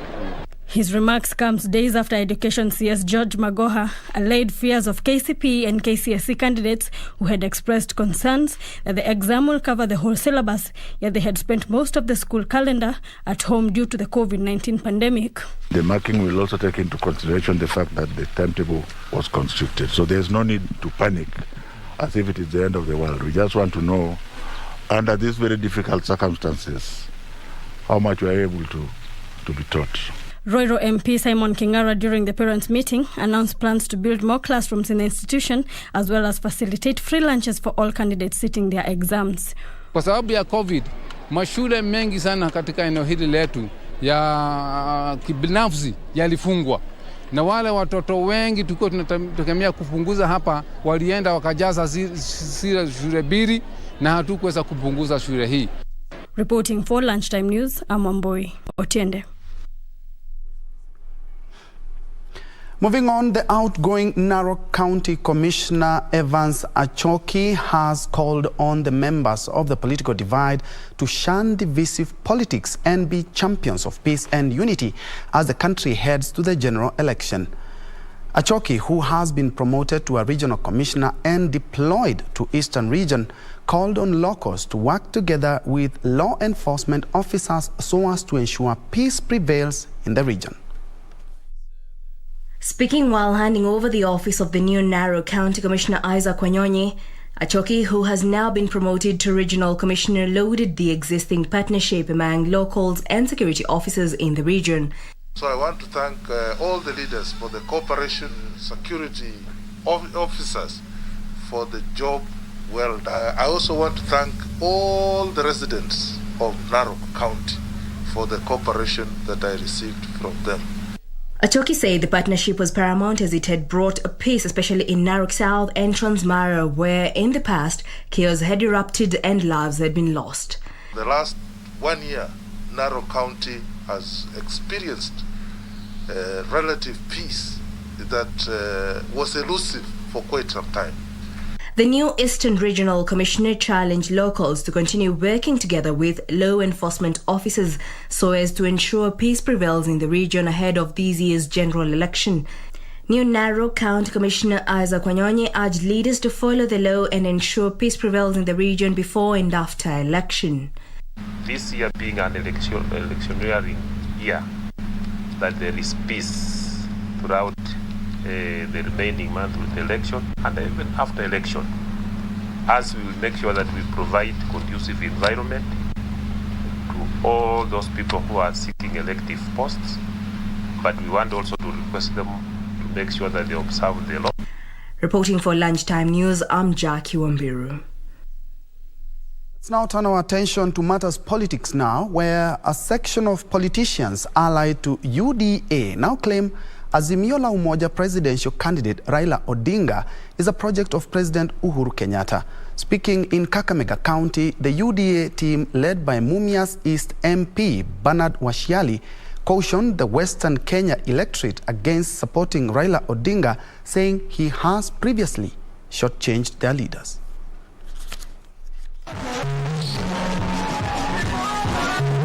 Mudavadi kabla mbele ya kuwa Mkenya anaanza kuwa mtoto ya Western, na kwa sababu Western was shortchanged by Raila, Western hatutaruhusu ndugu yetu mtoto wetu Musalia Mudavadi aende. Nataka niwaambie ule baba mlikuwa mnapigia kura kuanzia 2017 mkirudi nyuma, sio huyu baba mwenye yuko sahihi. Baba ule mwenye yuko sahihi ni baba ametumwa na Mheshimiwa Uhuru Kenyatta ili lazima awe rais. Nyinyi mtaweza kutupigia kura mtumwa? Unajua mtu kusimama kura na kusimamishwa hiyo iko tofauti. Sio namna hiyo. Kwa hivyo huyu baba yenye mlikuwa mnafikiria ati ni baba, hapana, ni baba ule ametumwa kuja, ni lazima awe rais. Na sasa lazima tuulize, kwa nini Mheshimiwa Rais wetu Uhuru ule tunampenda sana atume mtu? Now, can you trust male preschool teacher is the question many ask. In most cases, only female teach kindergarten learners. The reason, according to education stakeholders, is parents' preconceptions and bias. But for Dennis Njomo, his passion to not only give kids a nanny, but a father figure to look up to, compelled him to go against the odds and become the first and only male kindergarten teacher in Kabwe Early Childhood Development and Education, ECD Center in Kiharu, Murang'a County. Purity Musel with that report. It's a normal school day in Kabwe Early Children Development and Education ECDE Center in Kiharu, Murang'a County. At this ECDE class, a male teacher is seen at the front, taking his learners through the day's lesson. My name is Teacher Dennis. Teacher Dennis joined the school in 2019 after he was deployed by the Murang'a County government, taking a role that normally is preserved for females. Niliona ya kwamba hawa watoto wa chekechea ni watoto wazuri sana. Na kwanza kabisa ni watoto wanyenyekevu sana. Nikaona ya kwamba hawa watoto naweza kuwafunza vizuri. Hawa watoto nikianzana na wao pale wakiwa empty computers, nitaweza kufeed those computers with something good. Tunapenda Teacher Dennis kwa vile anafundisha watoto wetu. Tunampenda sana juu mtoto hata asubuhi ukimwambia aende shule anafurahia, anasema ticha leo wako. To Dennis, it's about giving the kids not just a nanny but a father figure to look up to. Nafurahia sana kwa maana shule zote nimeenda kufunza, wazazi wananiitikia. Wazazi wakiniitikia, watoto wananiitikia. Watoto wakiniitikia, walimu wananiitikia. Wakiniitikia, naweza kazi. Na kazi yangu inakuwa rahisi. I've never had another incident from the ECD since he came. Our pupils who are in grade 1 and grade 2, you can see there is difference because they have acquired the language of communication, that is English and Kiswahili. They are able to communicate in English and Kiswahili. And up to now, I can say there is a great improvement. He says shaping young minds is the most rewarding part of the job for him. Hawa wazazi hawakuelewa kabisa, wakisikia ati ni mwanaume anafunza watoto wao.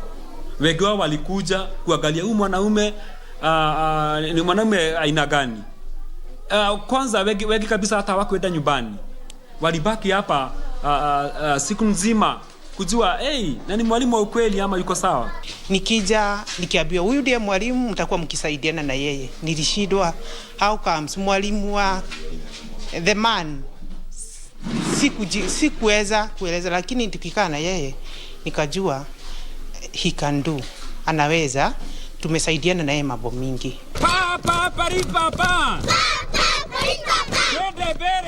It's tough being a preschool teacher, but for these kids, he says he will stay on until his retirement. Hakuna siku hata moja nafikiria ati nitaenda grade 1 ama niende huko kufunza grade 1 to huko class 8. Hapana, nataka kufunza chekechea. Nataka kufunza chekechea hadi retirement. When we are advertising for the training, we advertise for both male and female. But the turn up is always very raw. Purity Musil, Lunchtime News. That's very impressive, and kudos to Njomo. And still on the gender agenda, men experiencing gender-based violence in Kilifi County have been urged, to come out in large numbers and report any case in order to reduce mental health issues that are escalating among the male gender in the county. Speaking to the press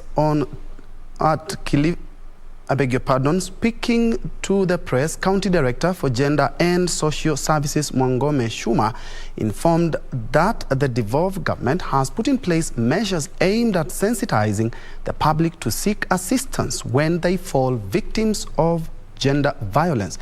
The government is set to team up with non-governmental organizations to eradicate issues affecting the male, which has created a gap in the fight for gender equality, with less than 40% of GBV cases being reported.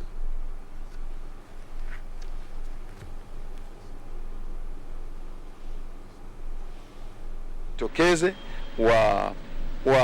waeleze hali zao katika taasisi za serikali. Kama nilivyosema awali, ni serikali ije mbele pamoja na washikadau, tuungane mikono, tukomeshe hizi dhuluma za kijinsia hapa Kilifi na katika Kenya kwa ujumla.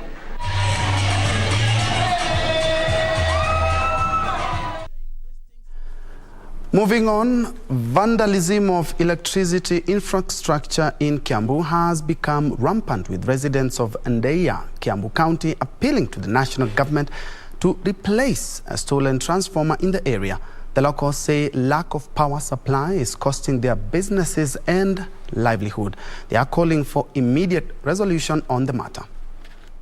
Lack of electricity supply in Ndeia village, Limuru, Kiambu County, has left taps dry owing to lack of power to pump the commodity to homes and business centers. Locals claim to have lost millions of shillings in their businesses, which has a direct impact on their source of livelihood and well-being. Kama vile nimeona wakifanya mahali kwingine, hii kitu wakiweka waweke kama vile zingine zinawekwa soko. Kufanyiwe uchunguzi mkali sana ili kujulikane hawa watu wanatuibia tunasoma kila mara ni kina nani. They now want the national government to replace a stolen transformer in the area in an effort to restore power supply. Vandalism of power lines are said to be on the rise in Limuru, Kiambu County in the recent past. Area Chief James Mwaura says investigations have been launched to bring culprits to book. At least walejeshe wale watu wa pale ile area stima kwanza, alafu sasa hiyo mambo mengine ya kufuatilia juu ya wizi tukue tunafuatilia. Juu ile borehole iko pale inasavu watu wengi sana. Irene Mchuma, Udim, The Lunchtime News. And let's now focus on the mass voter registration that is currently ongoing. Migori County Women Representative Pamela Odhiambo has appealed to village administrators to help youth obtain their national identity cards to enable them register as voters. While addressing the press after inspecting the exercise which kicked off on Monday, Pamela said youth should actually come out in large numbers for the second phase of the voter registration in Migori County, which targets 126,446 new voters. Only 36,000 new voters were captured during the first phase last year. Suna West IEBC returning officer Grace Atieno says there was a low turnout in the number of youth registering as voters. I would want to also urge our young people who still don't have their IDs and are of age to actually register as ID holders, because that is the equipment that you need to be able to register as a voter, to be registered as a voter in Kenya as we stand here today.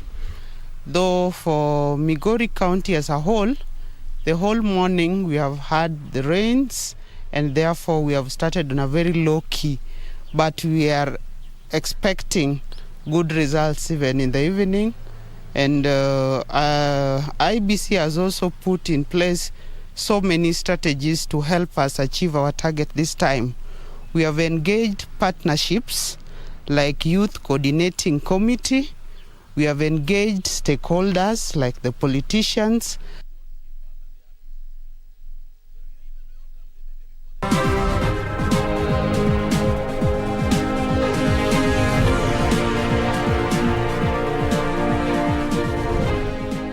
In business, hundreds of trucks are still stuck at the Busia and Malaba border post, even as Kenya and Uganda steps up testing for COVID-19 in a move meant to clear cargo trucks at the border points.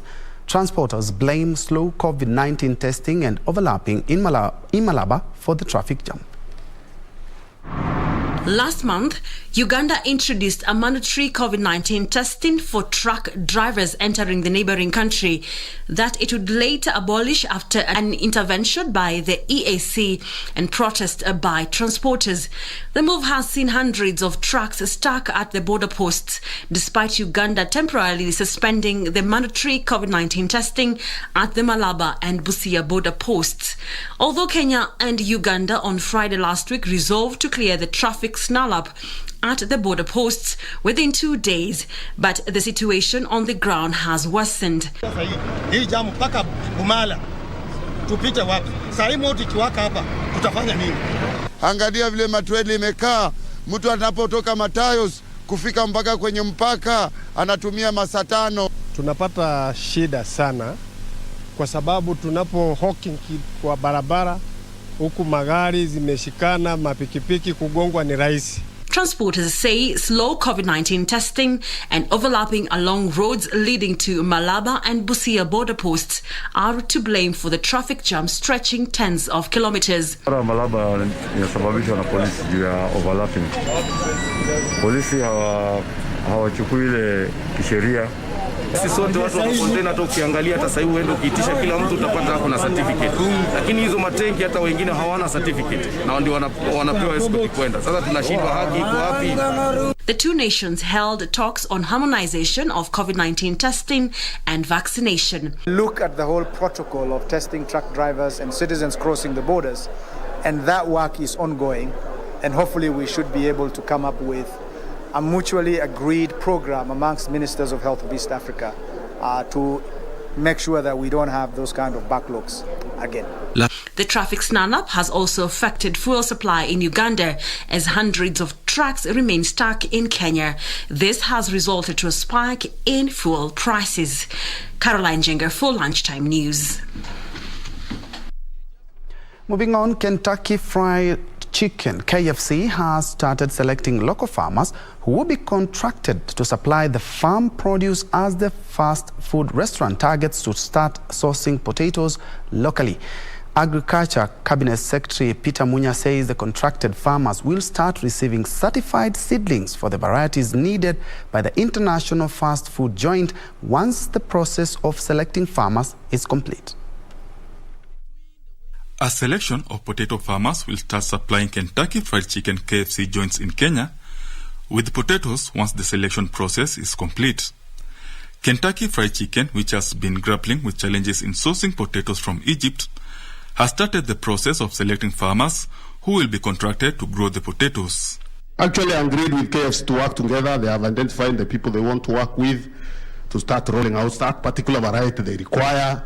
And they have partners who want to do it the way they want it done. The contracted farmers will be supplied with potato seedlings by International Fund for Agriculture Development. The fund who are supporting us to start growing more varieties and ensure we have varieties that please the palate of those who are interested in KFC. KFC type of chips or French fries. Potato farmers have been told to source for alternative market for their farm produce, since only 5% of the potatoes will be purchased by the fast food joints. It's also important for people to know that potatoes that are made into chips is only 5%. 5%. 95% of potatoes are eaten in other ways. KFC has been hit with a potato shortage as Egypt, where it sources its frozen potatoes, has been grappling with a 15% reduction in production, as well as increased demand for Egyptian potatoes in Russia. This, coupled with a 30% VAT imposed on imported foods during the 2021-2022 budget, has seen KFC consider sourcing potatoes locally. Benson Roba reporting for Lunchtime News.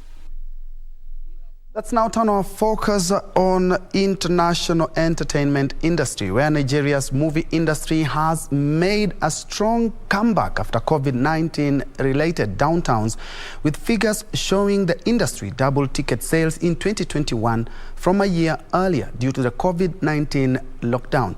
But the market made a strong comeback in the year 2021 as weekend movie ticket sales hit $5.79 million from $2.89 million in 2020.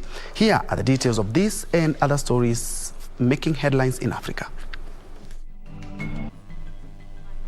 $9 million from $2.89 million in 2020.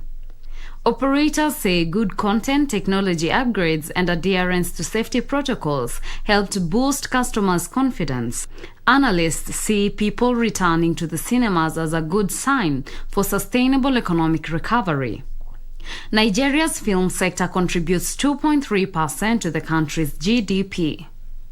Meanwhile, the United Nations Food and Agriculture Organization has launched a $138 million plan to avert the consequences of drought and crop failures in Eastern Africa and the Horn.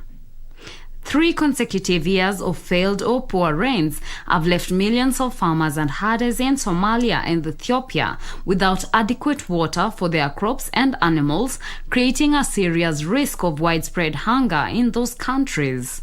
FAO projects that some 25.3 million people will face high acute food insecurity by mid this year.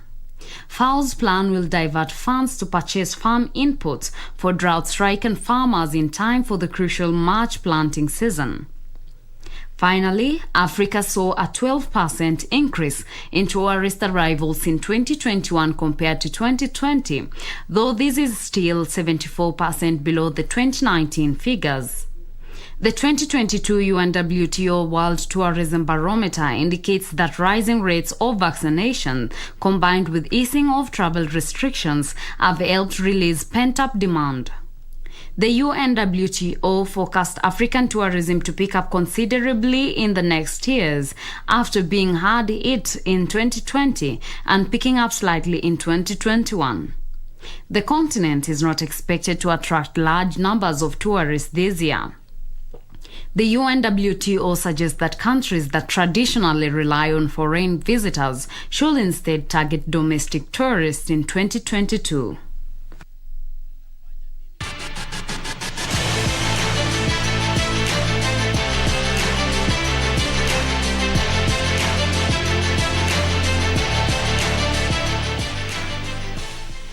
Play now, and Ghana suffered a humiliating group stage exit at the Africa Cup of Nations in Cameroon after the four-time champions were beaten by debutants Comoros Islands. Meanwhile, Morocco drew 2-2 with Gabon in Yaoundé as both sides progressed from Group C. Nabuane put Comoros ahead. Ahmed Mogni doubled the lead before the Black Stars fought back to make it